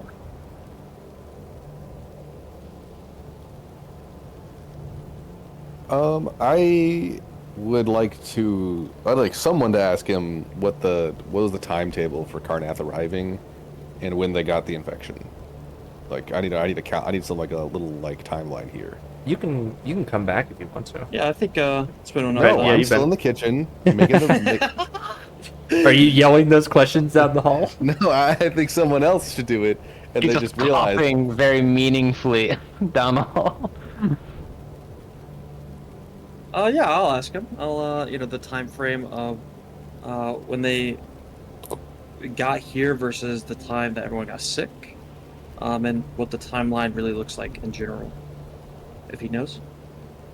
Karnath ship arrived about 2 weeks ago. And the infection started, the first case started like 5 or 6 days ago. Something like that. And did we ever get a timeline from the Hadozi about when they were infected, when the infection started for them? Their timeline was about the same for the infection, was about 5 or 6 days from today. Gotcha. It was- And they it was- never met with the Carnathians or anything. No, they never indicate. Well, I don't think you guys ever asked, but True. they knew of the ship, but the way that they spoke about it probably led you to assume that they didn't meet the people. Gotcha. All right, you know what? Rick will and come back in the room. Okay. Just make this easier. And he's holding up a tray with a couple worm burgers on him. Worm burgers? Okay. Yeah. Got it. For breakfast. Hey, Dobrov, I got something for you. Whenever you feel ready to eat, I'll just place this over here on the end table. Thank you. He lifts up the patty. Ugh. It's purple. Yep. It's so good. What? What? You should have seen this. I mean, this thing was gigantic. We had to take it out with the ship's cannons. It was great. We got a lot of meat off of it. This is beast you kill. Oh yeah. Let's Hunters. head on the front of our ship. Ah. Good. That is good. Yeah, this is not the first planet we've landed on. We've been to other places. To that end, Tobrov, actually, I wanted to ask you, aside from the Hadozi and your people, were there any other intelligent civilizations on this planet? Elders speak of dragons many years ago, but I know not. It is just Adozi and Tuspis now. And you, obviously. Are And you Yeti. staying? Not likely. Oh. Okay. Where do you go? Well, our mission is to sort of explore the entire system. I'm not sure how aware you are, but I'm sure you've seen the stars when you look up. Or actually, is the sky clear enough for them to see stars? Yeah. When the blizzards are not passing, you can see the stars clearly. Yeah, absolutely. We've developed this ship that can fly to those locations, and we're trying to explore them all. So we'll be heading deeper into the system as we go along. If you're curious, our system, the planet we come from, it's quite a ways away from yours, but we're very, very right in the middle, and then surrounded by a ring of Big rocks. Yes. Yes. Yes. They speak of Big Rock Planet. That's us. That's us. Ah. And you got the name in one. That's right. Uh, that is home? You go back home, or you just keep flying to Torbov planet and next planet and planet? There is a lot of planets. Torbov Many. has been told. Do you wander like Nursebeaks wander? Before Leader made tavern, we stay one place for maybe months, then move when blizzards come and move us. I suppose you could say we're a little nomadic at the moment. Yeah, it's almost like, imagine your chief gave you and your friends an order to go to one of those places you've traveled from a lot, and when the time came to travel again, some of you left back in that other spot. It's kind of what we're doing, but ultimately I think we are similar in the way that we are wandering. So you go to planet to say hi? You not leave people there? You not set up towns with people that look like you? The short man, looks over it. So the metal wooden thing, you know, set up anything? You just pick up and leave and say, Dobrov is confused. Well, sometimes there's more important things than getting something out of doing something for the better. Really, what we do, Dobrov, is this. I'll just kind of gesture around the room. We help people as much as we can. I think we try to leave places in a better state than we left. Not always successful. That's right. We're not always successful, but I think the most important part, and I think you would agree with this, Dobrov, is we try. It's good. But I think what maybe Rick is kind of gesturing at, and I'll kind of look at Rick, maybe this doesn't have to be your home anymore. You said you move a lot whenever the storms let up. What if we can help you move? But maybe not to another place here, but another place out there. Maybe. Karnath must have. Karnath set up. Karnath said set up. What's this word? Military installation. Installation? Yep. Sounds like them. Yeah. I know not. Is this town? Is this city? Is this village? Is this tribe? I know not. It's well, it's complicated. Listen, this has obviously been a hell of a couple days for you. Eat up, rest, and we'll consult you later. And if you have any questions, obviously you can seek us out as well. We should probably give you a tour of the ship whenever you feel ready to stand. But for now, take it easy. Just up there. And Ethne here, and I'll kind of just knock on the wall. Ethne is right outside your door. If you need anything, talk to them. But you're a guest here, so if you need anything, you let anybody know. Okay. Oh. Thank you, Dobrov. Do not know what to do. Maybe Dobrov starts by eating purple meat.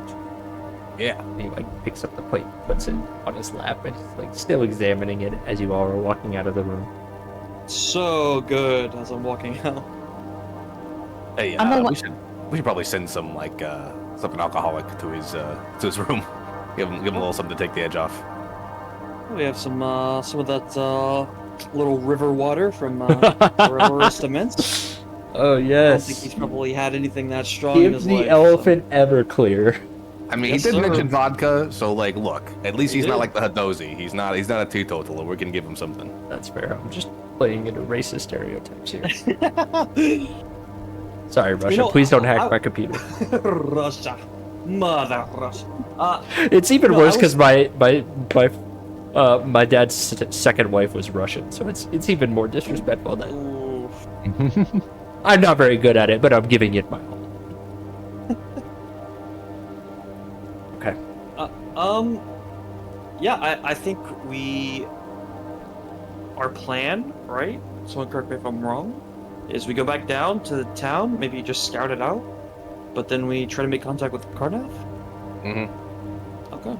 I would like to examine the Carnathian weapons Yes. that the Thespies received. Okay. Just on off chance, it's a blanket, situation, smallpox blanket kind of situation going on there. Right. Okay.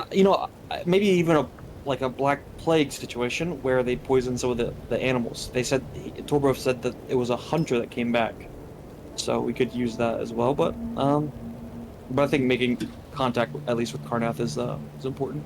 Yeah. Can we say on the way out of Tobrov's room, I think Toad will turn around and go out last and just, speak to Tobrov and say, I know that you're going through a lot right now, and I just want you to know this is an open invitation, but one day I hope you will allow me to record the history and culture of your people so that it can live on in some way.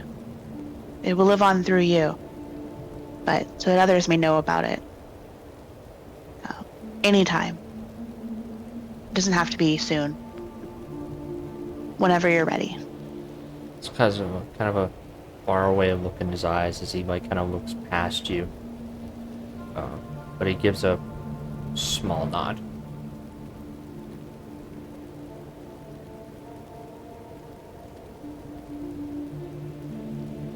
Okay. Yeah, Toad just leaves with everyone else then. Okay. Yeah, I think whenever it's just us four, kind of walking out, Laren will speak up and say, taking a sip of coffee. When I was watching over Torbrov last night, I did a little research. So firstly, and I hate doing this. I don't know. Actually, don't know the right answer here, but I don't want to always just assume that someone wants to leave their entire planet and go to somewhere else. But even though it might be better for them, but I did learn that the Tuspies are, have at least similarities with Goliaths. They're, it's very tundra-esque out there, obviously, and they're warriors, strong survive sort of thing. So there might be even a place back for Dobrov on Eberron, even. Maybe on the ship, but let's not get that far. What do you guys think? What do we do with Dobrov? Let's give it some time and course. talk to the crew first. He's a big man who likes his drink. Has something similar with the Goliaths. What was the name of that plane? The Revels. Rebels Demence. Immense. Yeah, Revelers Defense. Rebels, yeah. Our kind of just like ticks a couple of boxes off. It's like, you might enjoy, I imagine it's a completely different climate, but perhaps some distance from what he knows would be helpful. Yeah, right. I think that's a good point. Toad, what do you think? Perhaps, I don't know. that he would be interested, but perhaps he could stay with the Hadozi if he doesn't want to leave the planet. They did say that he was attempting to reach out to them for aid, so there must be some understanding that they would potentially provide it to them. Me, it kind of sounds like, he's a warrior from a warrior people, and used to moving around. Maybe it'd be good for him to not be stuck in one place with his thoughts the whole time, I mean, if we could give him something to do, that might be good for him for a while he figures out, how he wants to live the rest of his life. In worse places. Yeah, ultimately I believe we could offer him some options, if nothing else. Big guy like that shouldn't be too hard to get something to do with him. I feel like a guy like that, you give him a weapon, you give him some this water here, and give him some food, and I think he doesn't care where he's at. But Maybe we'll introduce him to Gus and see where it goes. that's right. Another thing to maybe think about. You said something about this Yeti. Maybe if he does want to stay, maybe we help him. It sounds stupid, but he's lost everything. So at least something would be nice for him. But again, it's his decision, and it's a lot of a decision. It's a big decision to make, so plenty of time for him to make it. Now, Karnef. What exactly is our plan? We going up there to say hello and to introduce ourselves? Are we going up there with some intentions, like we did with the Brailish, with going on their ship? I don't think that specifically with how militaristic they are. They got us trying outdone. to infiltrate. Yeah, It's a little bit risky. I say if we're going to introduce ourselves, we introduce ourselves under the pretense of warning them about this, infection, ongoing crisis on this planet. And honestly approach it diplomatically and figure out why they're here and what they'll tell us. Okay. Is there any concern that they would not like us approaching them? Like, that we would be safe to approach them? Well, it's I mean, 50-50 with Karnaf. our nations are officially at peace, and Right. surely they understand that if we suddenly stop reporting back to On Dare after telling them we were going to meet with the Carnathian ship, they would, suspicions would be raised. I can't imagine they'd open fire on us or anything like that, as long as we, don't approach with weapons drawn. Maybe just to be safe, you pull out one of the recording crystals and, just so we have that extra layer. They know that we're there with more than just us. Mm-hmm. Good idea. Okay. But are we going to the Tuskbeast Village first? Yeah, I think we should. Torbuff did say that we really won't find much, but I think we definitely need to give it the one over, see if we can find any more specimens to Rick's point, and see what the lay of the land is. Okay. You guys taking the ship through there? Because the blizzard is still in that area. Or are you guys going back down on foot? We're only 30 minutes away, right? Yeah. Yeah, exactly. To avoid any quarantine, to avoid the need for a quarantine or anything like that, let's keep the ship away from the village. And we'll just, get the ship as close as we can, then we'll, hoof it the rest of the way. Okay. Easy enough. So you all find yourselves back in the cold, lifeless town once occupied by the Tuspies.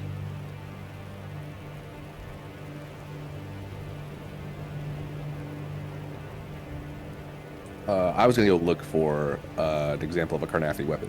So Okay. I'll just head back to the tavern. See if anything... First of all, make sure that there's no more of the golems walking around, if anything's changed as far as that goes, and then also find one of the Carnathi weapons. Okay. Give me a group perception check. A group perception check? Yeah, it sounds like a couple of you guys are looking around for this stuff. Keep an eye out for threats.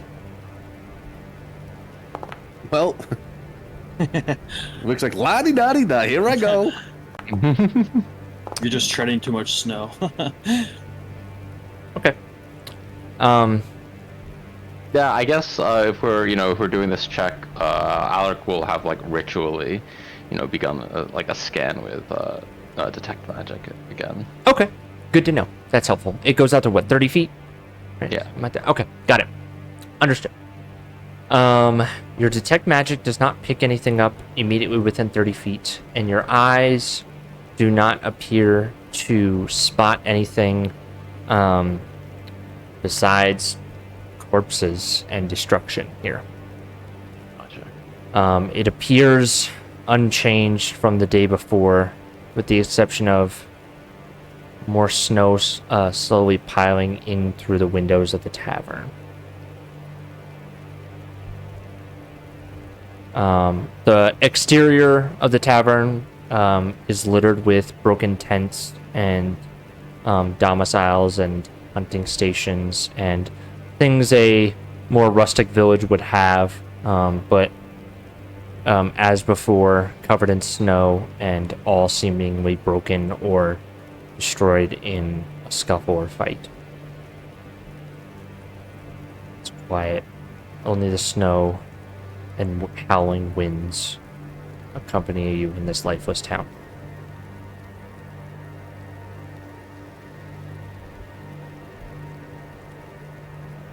Yeah, Alaric looks up. I found no readings so far.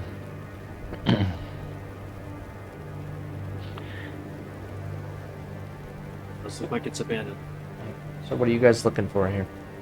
Any Carnathy weapons in the tavern? Okay, yeah, you guys can go ahead and do that. Give me a... Oh, okay, so you're looking for Carnathy weapons. Alaric, what are you doing?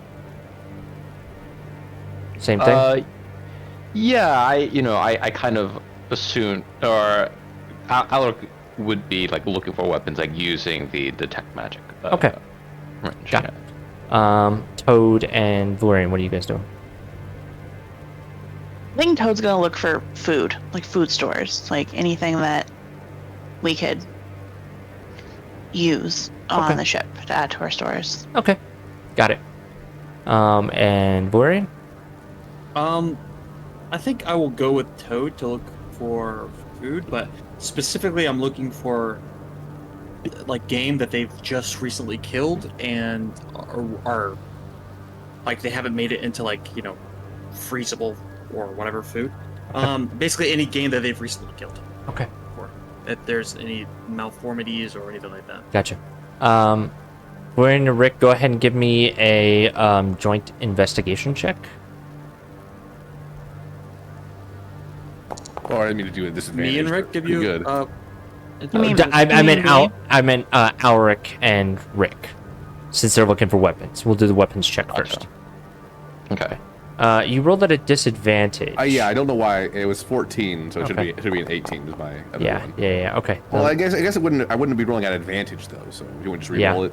No, it's fine. I'll just I mean, you guys were rolling together, so I'll say yours is a 14, yours is a 19. That's fine. Okay. You are able to scavenge from the bodies about a dozen Carnathy weapons. This is long swords, halberds. There is one dagger that is more ceremonial in nature. None of these are magic. But there is another Carnathy dagger that looks newer than the one that you have, Rick. Ooh. It I was gonna say, looks it looks like stylistically things have improved over the years, but it is still in the same kind of ceremonial style. Okay. What else? Gameplay wise, is it still a plus 2 Carnathian dagger? It is not still a +2. It is a regular dagger, but it is ceremonial in nature.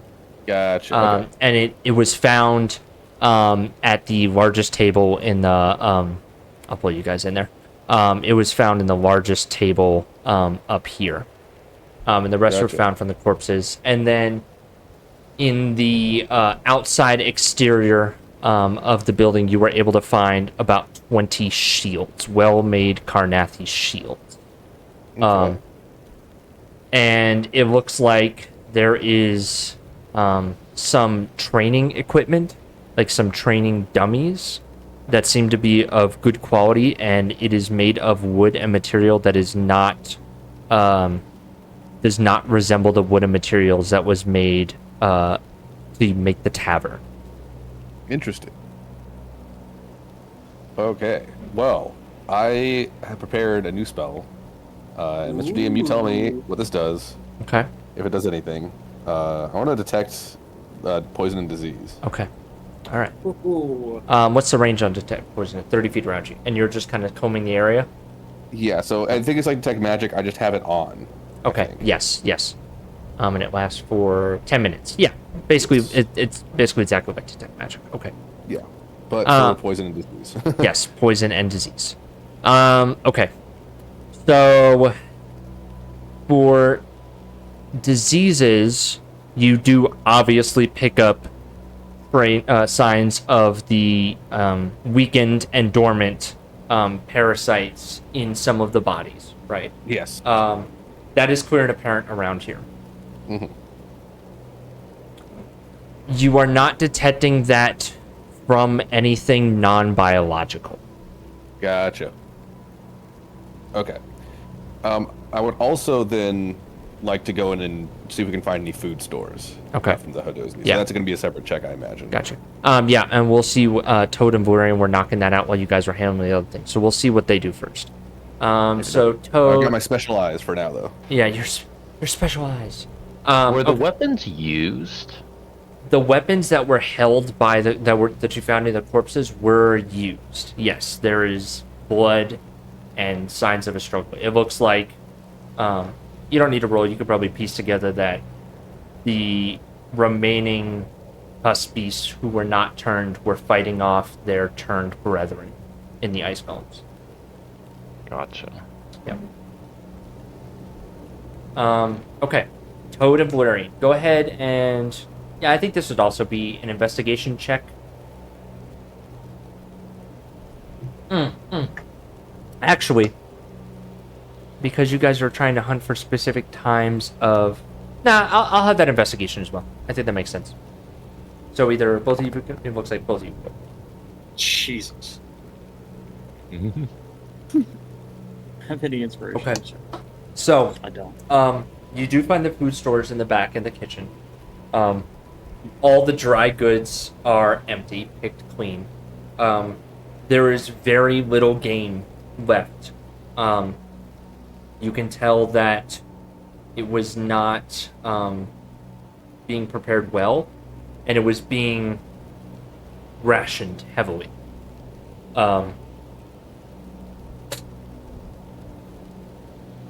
It's pretty clear and apparent that when the sickness hit, the hunters stopped being able to forage for food. And so there's some equipment used for drying meat that it looked like they went through their dried stores first. There were some attempts at obtaining a little bit of meat, and it was rationed and sliced up heavily. But food stores here were very low. Nothing that would be usable for the ship, unfortunately. Interesting that they seem to have not had a surplus if they were only sick for 5 or 6 days. Do you assume the hunting was bad on this planet, Valerian? Well, it is a tundra. I imagine it's definitely not a lot of game, but on the other hand, if this is a permanent tundra, there's not, in Eberron we have hibernation and things. They don't really have that, right? Because this is the permanent climate, so I don't know. I'm inclined to say they don't have that much game, but I don't know about this amount being such a low amount.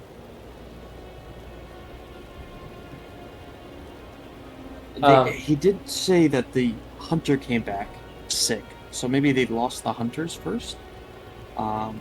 It could be innocuous, but who knows? Hmm. Well, I think we're fine on stores still. I was just checking. Stores of purple worm meat? Of course, we have a lot of purple worm meat to get through, but I think the worm burgers are a real hit on the ship. Oh, for sure. I mean, they're delicious. Fantastic. And you love when I cook purple worm and eggs for you. It is my favorite. My absolute favorite. But, hear me out here. Some food here is perishable. Just in case someone wants, maybe we encounter a species that's allergic to purple worm meat.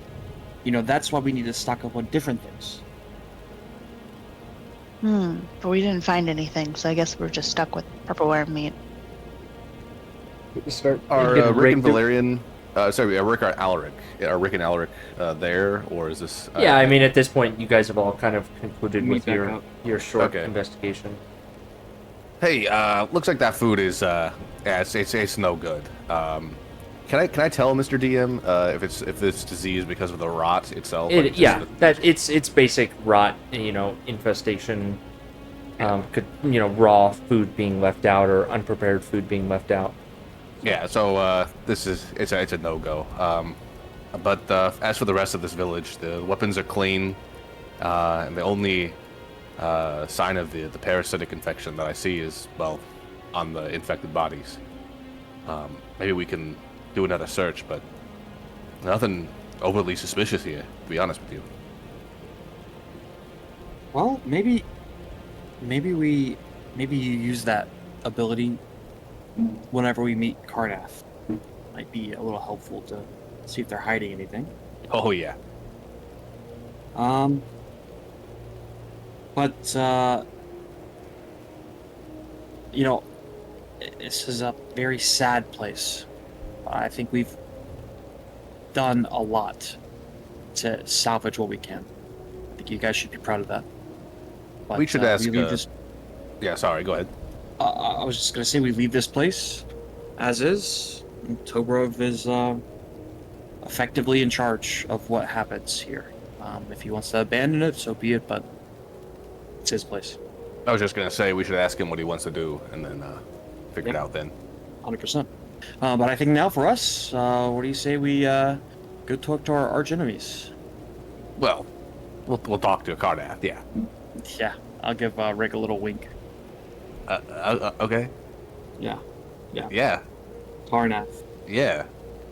Yeah, Carnath. Right. Yeah. I mean, I'll look at Alric a little bit. Okay, let's go.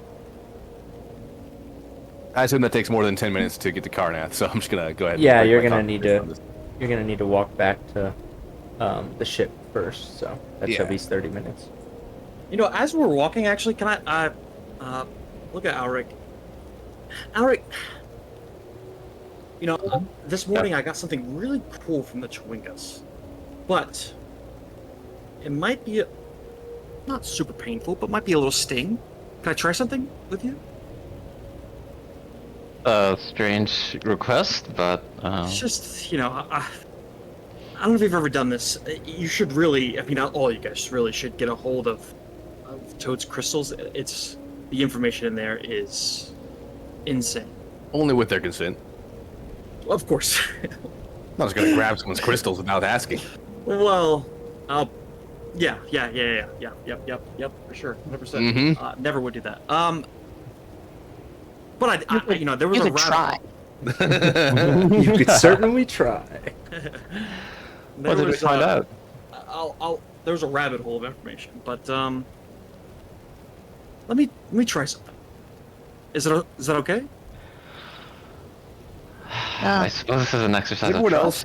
trust. Are Rick and Toad hearing this, or is Yeah, this I wouldn't have gone away from you guys. Okay. Well, and it's like there's just like a moment of like, well, we just need to return to the ship. If it shouldn't take too long. No, it should be could do it as we're walking, actually. And matter of fact, and I will look. This is so stupid. I will look at Alric's arm with the symbiote, and I will say, yeah, it's gonna be really easy, but that fucking ugly arm of yours is hideous. And I will cast Vicious Mockery. Okay. I think it manifests because I got this from the Chewinga Charm. I think this manifests as a Chewinga. As I'm saying the words, the Chewinga comes up from probably my back, since that's where my spellcasting focus is, and just is doing a little mime work behind me, kind of wagging his finger and stuff. Okay. Really quick, are we all okay with this? PvP. Yeah, I'm very curious to see where I this just want goes. to Okay. see. So Yeah. my intention here is just to see if the symbiote actually takes damage. Okay. Right? Yeah. I'm not trying to necessarily I thought that this would be better since it's a mental thing. Yeah. Versus a physical thing. Yeah. So I'm just trying to see where that. No, that makes Yeah, sense. I'm curious to see where it goes. Okay. I'm just- As a player, I also am 100% for this. I don't know what Rick would think about this going on. But yeah, I guess it happens too quickly for me to stop. Gotcha. So yeah. Okay. Just wanted to check. You guys know how I do things. Okay. Excuse me. Eugene, are you cool with me giving him inspiration for this very creative, interesting idea? I mean, I'm looking forward to exploring. Okay. The nature of the symbiote. Okay. So yeah, I don't want to fine. encourage this too much, but I also love that he used the Chewinga Charm for this. Yeah. So, okay. Yeah, we're Right. right now we're above board. I Okay. think this is all. All right. Cool. I didn't want to be I'm not I would never encouraged. outright I'm not. try to kill someone. Yeah. Yeah. PvP does not grant inspiration. I want to make that very clear. Right, But it was a right. cool and interesting idea, so that's why Voran, you may take inspiration from it. But okay. Interesting. Okay. Alric, I would like you to make. Hold on. Excuse me. What kind of post-vicious? It's wisdom save, right? Or it's intelligence save. I believe it's wisdom. Let me triple check though. I unfortunately cannot post it. Yeah. Are you using your foundry sheet?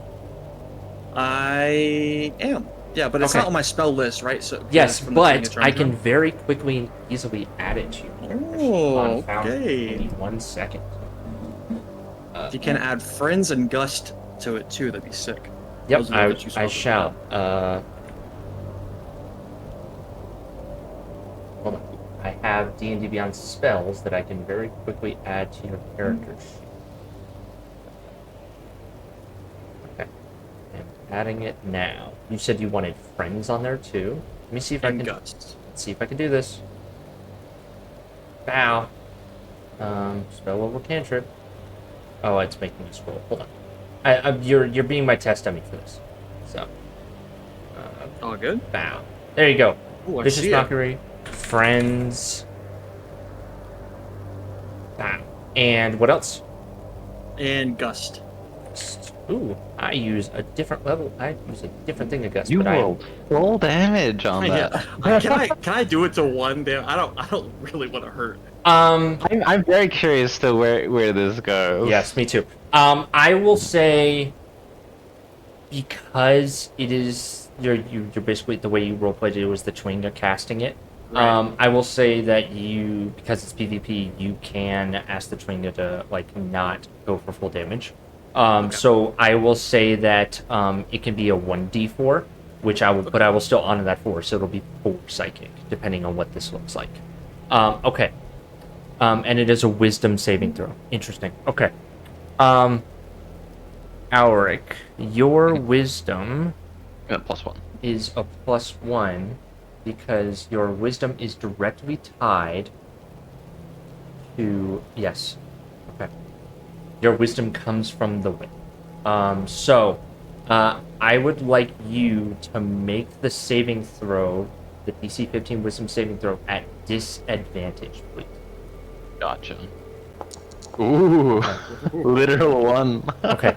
Then I would like you to make a Constitution saving throw, please. Actually, no. Oh. I'd like you to make me an intelligence saving throw. Oh, okay. Okay. Amazing. So, Mhm.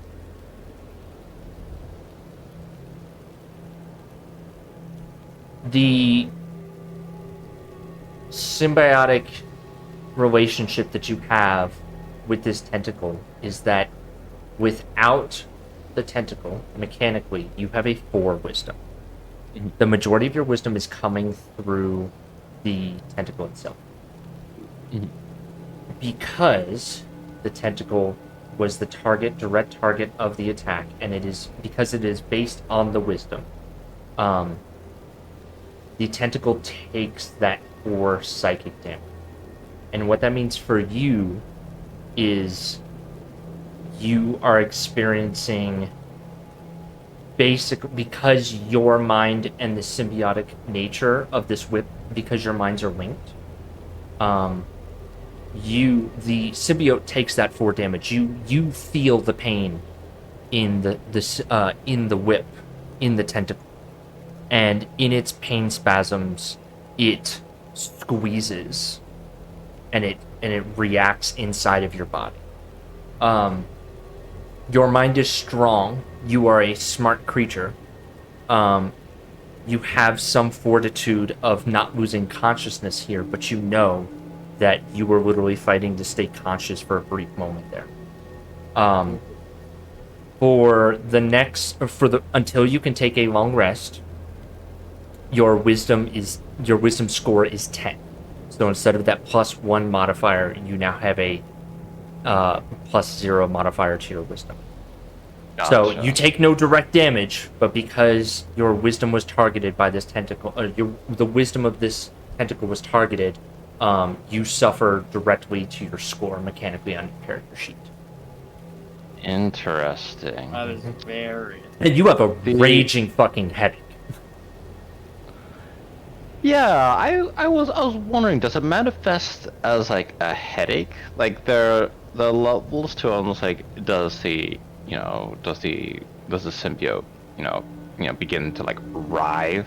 Does it manifest as like it has appeared, it has manifested a voice before?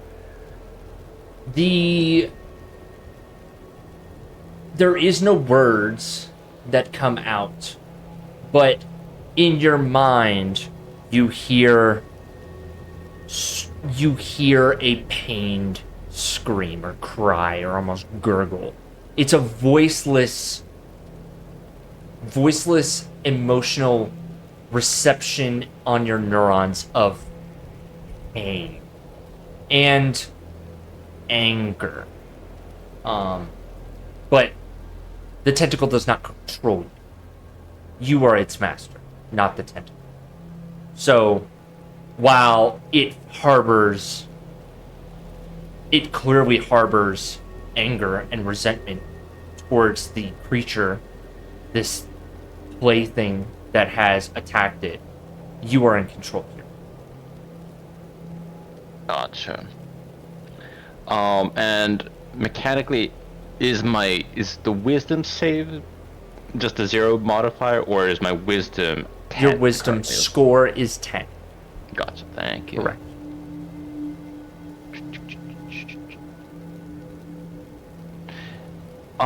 Yeah, like, on these words, like a full sharp headache. Alec begins to just like, clasp like a forehead, and it's this, kind of shout. It's like, it's, like eyes in alarm. It's like, then, what are you?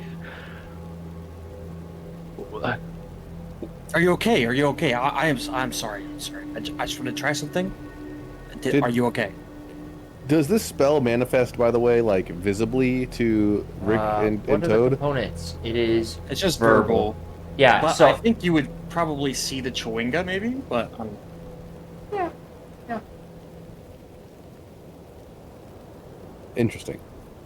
So Yeah. I guess I'm asking, like, to our eyes, did Val just make fun of Alaric, or did we actually see the spell? Effects of the spell? As you are both spellcasters, you would understand that based on the conclusions of the Chwinga popping out, pointing a finger with Valerian, you have suspicions that it's... I mean, he said he was going to cast a spell. Okay. So. All right. Okay, that was weird, Val. That's a kind of a messed up thing to do to someone. Yeah, there's this moment of just like, you know, he's just like going through, and it's like, what were we trying to find out? Like my head. Are you okay? My head. All right, that's what's important. Are you okay? Is that what's important? Yes. Right now, at least. You know, give me a second. But are you okay? Yeah, what is Alaric feeling right now? What is going through your mind?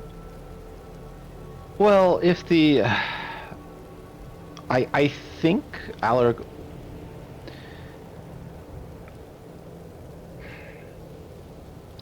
Let's see. The symbiote has manifested itself before, but this time it doesn't, right? Like it doesn't like communicate something. Like this is like just like a sheer like. You're feeling emotions, not of... Okay. You're feeling anger. That's what you're feeling from this, from the tentacle. Gotcha.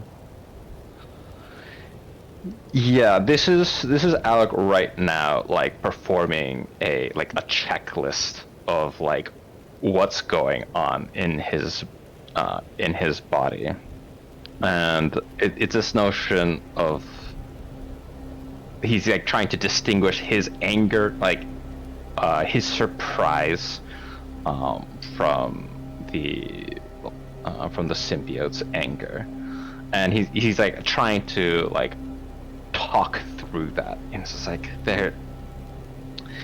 I'm having a difficult time distinguishing my pain from its pain, its anger from my own frustration. Like what am I looking for here? What are you trying to find out? Okay, valid question. Listen, Alaric, first of all, I want you to know I would never do anything to intentionally, without reason, harm you in any serious way. Interesting caveat. Yes, without reason. You know, I don't know if you're going to turn into some weird Yeti. I don't know, right? I can't say that for sure. But I will say that you are my friend. You know, before the ship, we didn't really know each other, you and I.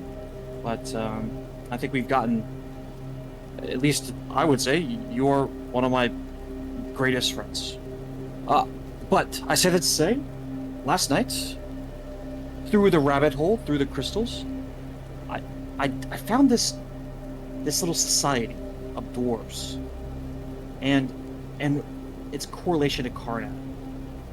What, you know, and I know there's 1,000 different theories, but that arm, that whip you got, is from the aberrations that we found right after the Ring of Cerberus, if not, you know, as soon as we got to Zorantir, actually.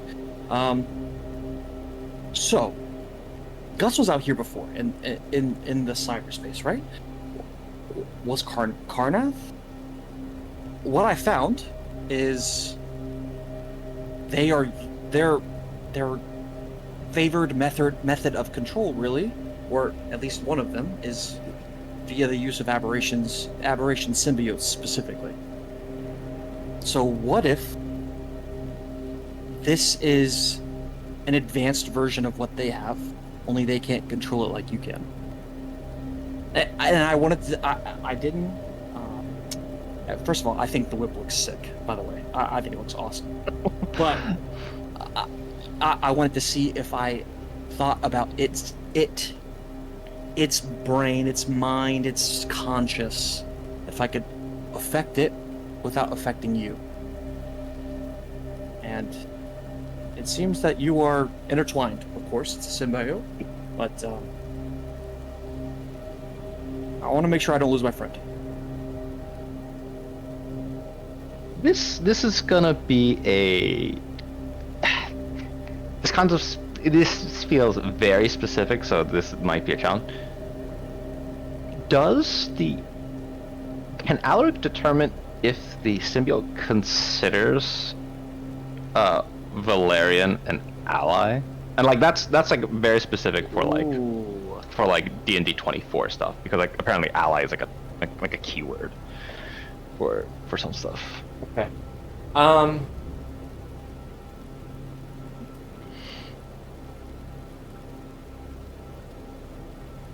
Give me attempting to interact with your symbiote in a exploratory way in your mind. I'm gonna say this is an intelligence check.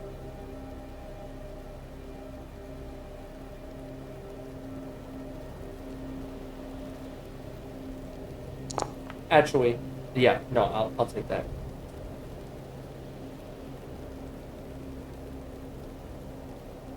The only creature that the tentacle considers its ally is you. Ooh. That doesn't necessarily mean that it considers anyone an enemy, Right. but you are the only ally to the tentacle. You are it, it is you. Gotcha. Yeah, taking taking the captain's information to heart. It's this notion of like, does he get this sense of like there being someone else in control? Does it influence his understanding of his like friends and allies? And he like scans, each face, like going from Valerian, Rick, Toad, like thinking of Captain Aaron as well, and he's like really trying to get a handle on like of like whether or not he has like an outside influence on his perspective right now. Make me a blind Ooh. charisma check. Ooh. Blind GM roll, charisma check. Ooh. Let's The go. lowest. Here we go. Riz check. Big rolls. You are attempting to insert yourself into the personality of the tentacle to determine your true thoughts and feelings and its true thoughts and feelings. You are in control in this arrangement,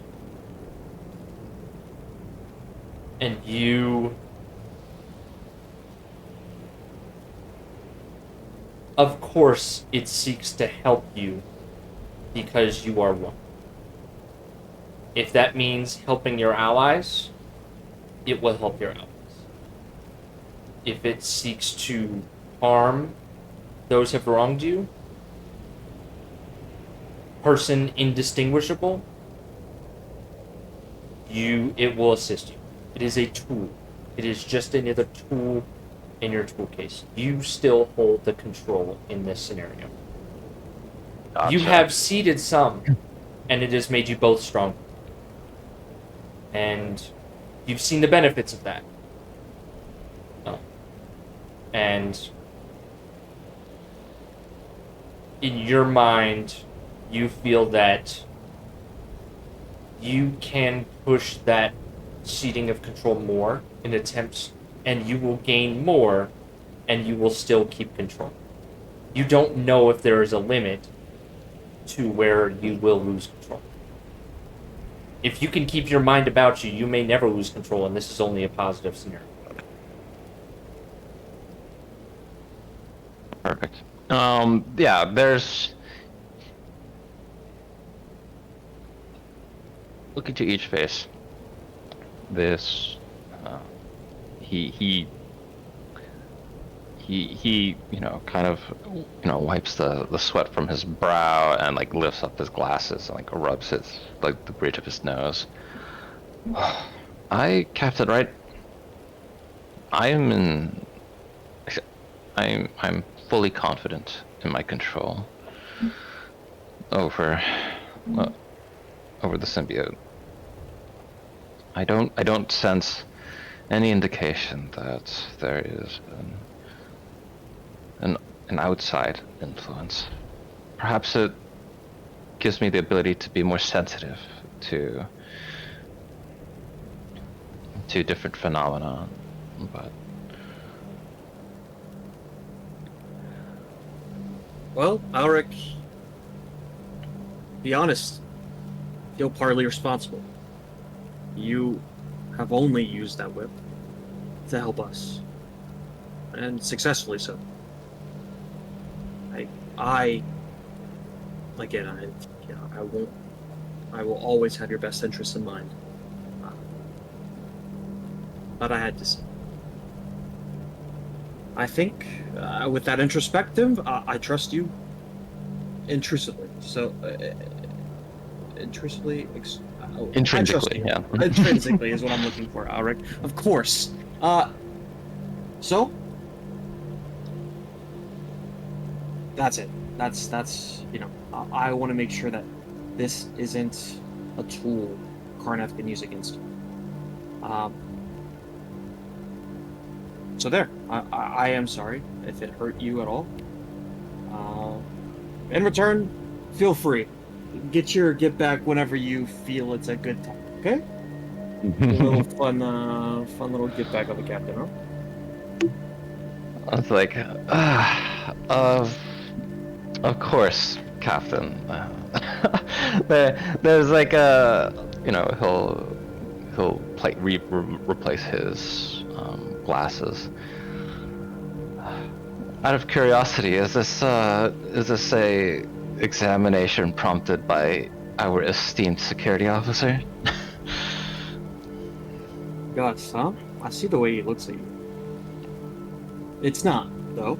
It's probably the result of an overwhelming amount of information and my fantastic coffee I make. Just staying up late, or really getting up early.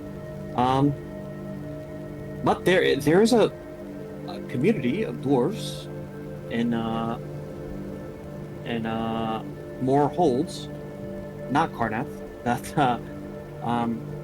have this similar this whip as well, or a symbiote of similar sorts. They say, to fight something underneath the mountain.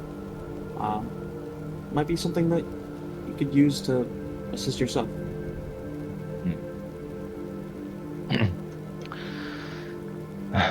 Well,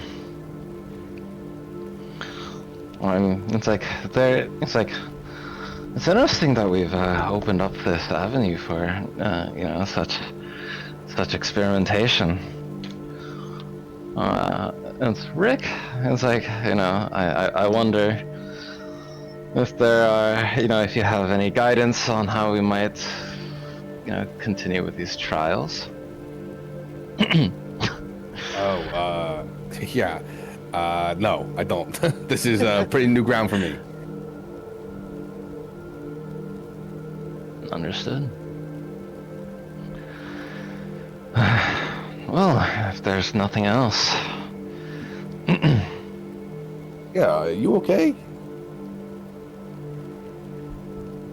Yeah, there's like a moment of like, I do admit I feel a bit distracted. I'm perhaps Here.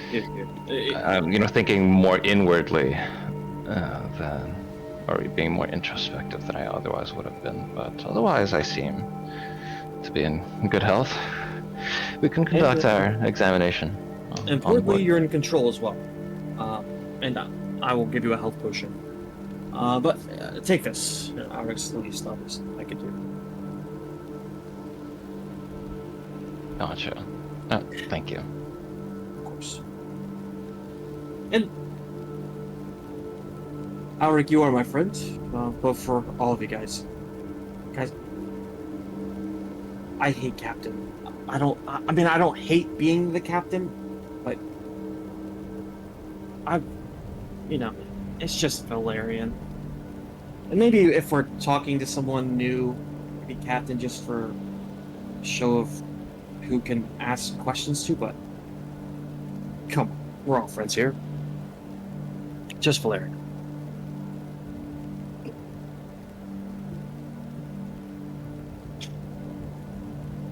There's Like- yeah. Oh, go ahead. Oh, I was just we can see the whip right where it's embedded in Alaric's skull. Like we can see it all the time. You can't see it all the time, with exception of like some areas of hair that have fallen out, specifically on the back of his skull.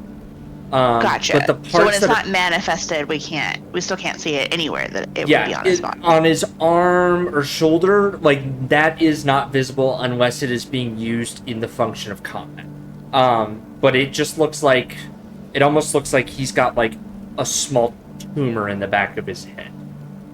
To anyone who doesn't know any better, like he's got a small bulge in the back of his skull, and there's some areas where the hair isn't there. But otherwise, unless Alaric or Eugene, you'd like to add more emphasis to your appearance with the whip.